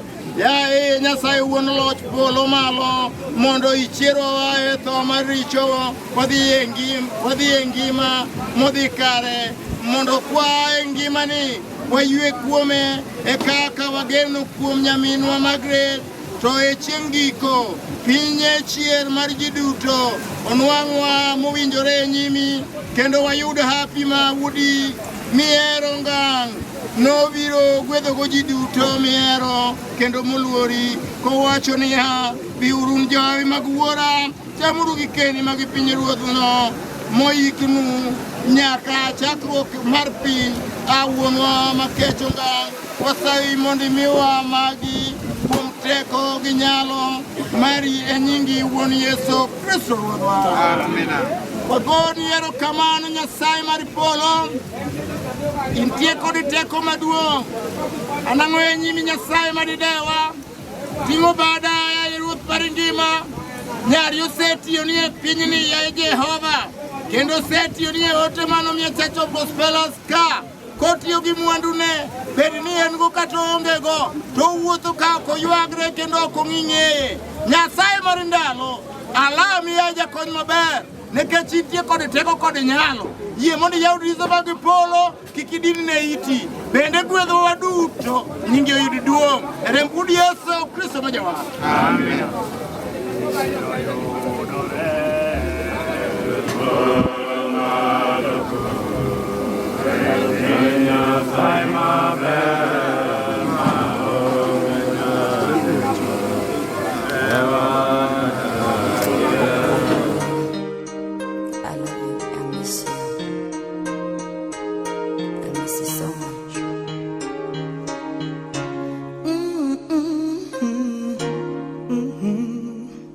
Mama, rest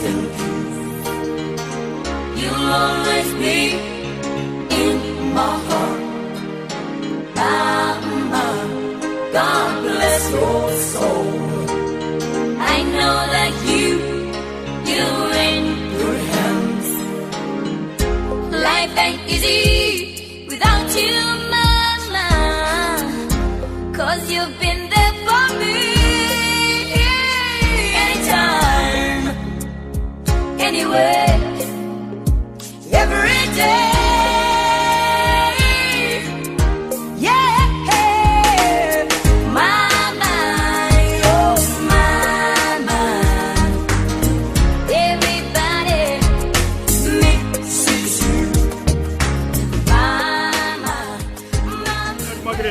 Nyasai chakoro mere pode, with mere me, moi with Nyasai mara poro go go mau tiogo. Par nyari Margaret yo Nyasai cholo ke pini go gema, kamaringi ne with Nyasai yue, poro mere romo ko chunya, e par jado lo mari yo Nyasai mara poro go gema, mere paro ka chel nyaka nyeke, e par ka chel nyaka yango te ko nyige, mere paro wan jodala, e par yo no me jata go pe with Nyasai chwa, were ka chel ko siepe, Nyasai chwa ko we jeti with Nyasai, ko we bungu no mari Nyasai makende. Te kumar with Nyasai cholo ke pin, mondo mio bere kodwa, mondo be kodu kule duto, Nyasai cholo ke pin mo ai, te mak no tande magju chile mag satan, magungudo with Nyasai made tel no ganda, Nyasai mani tie, Nyasai majari, mono mari mono umwa, e di Yesu majawa.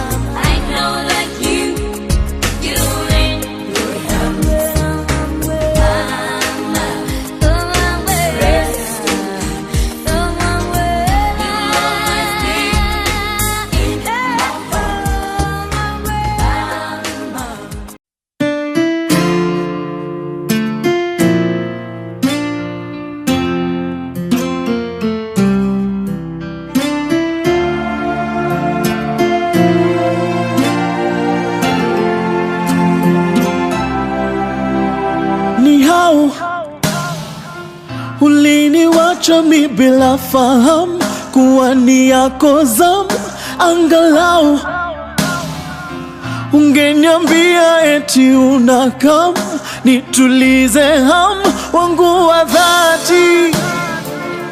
Hey, tama zangu zimenikwamia mikononi, labda huu ni mwisho wa dunia. Safiri salama, msali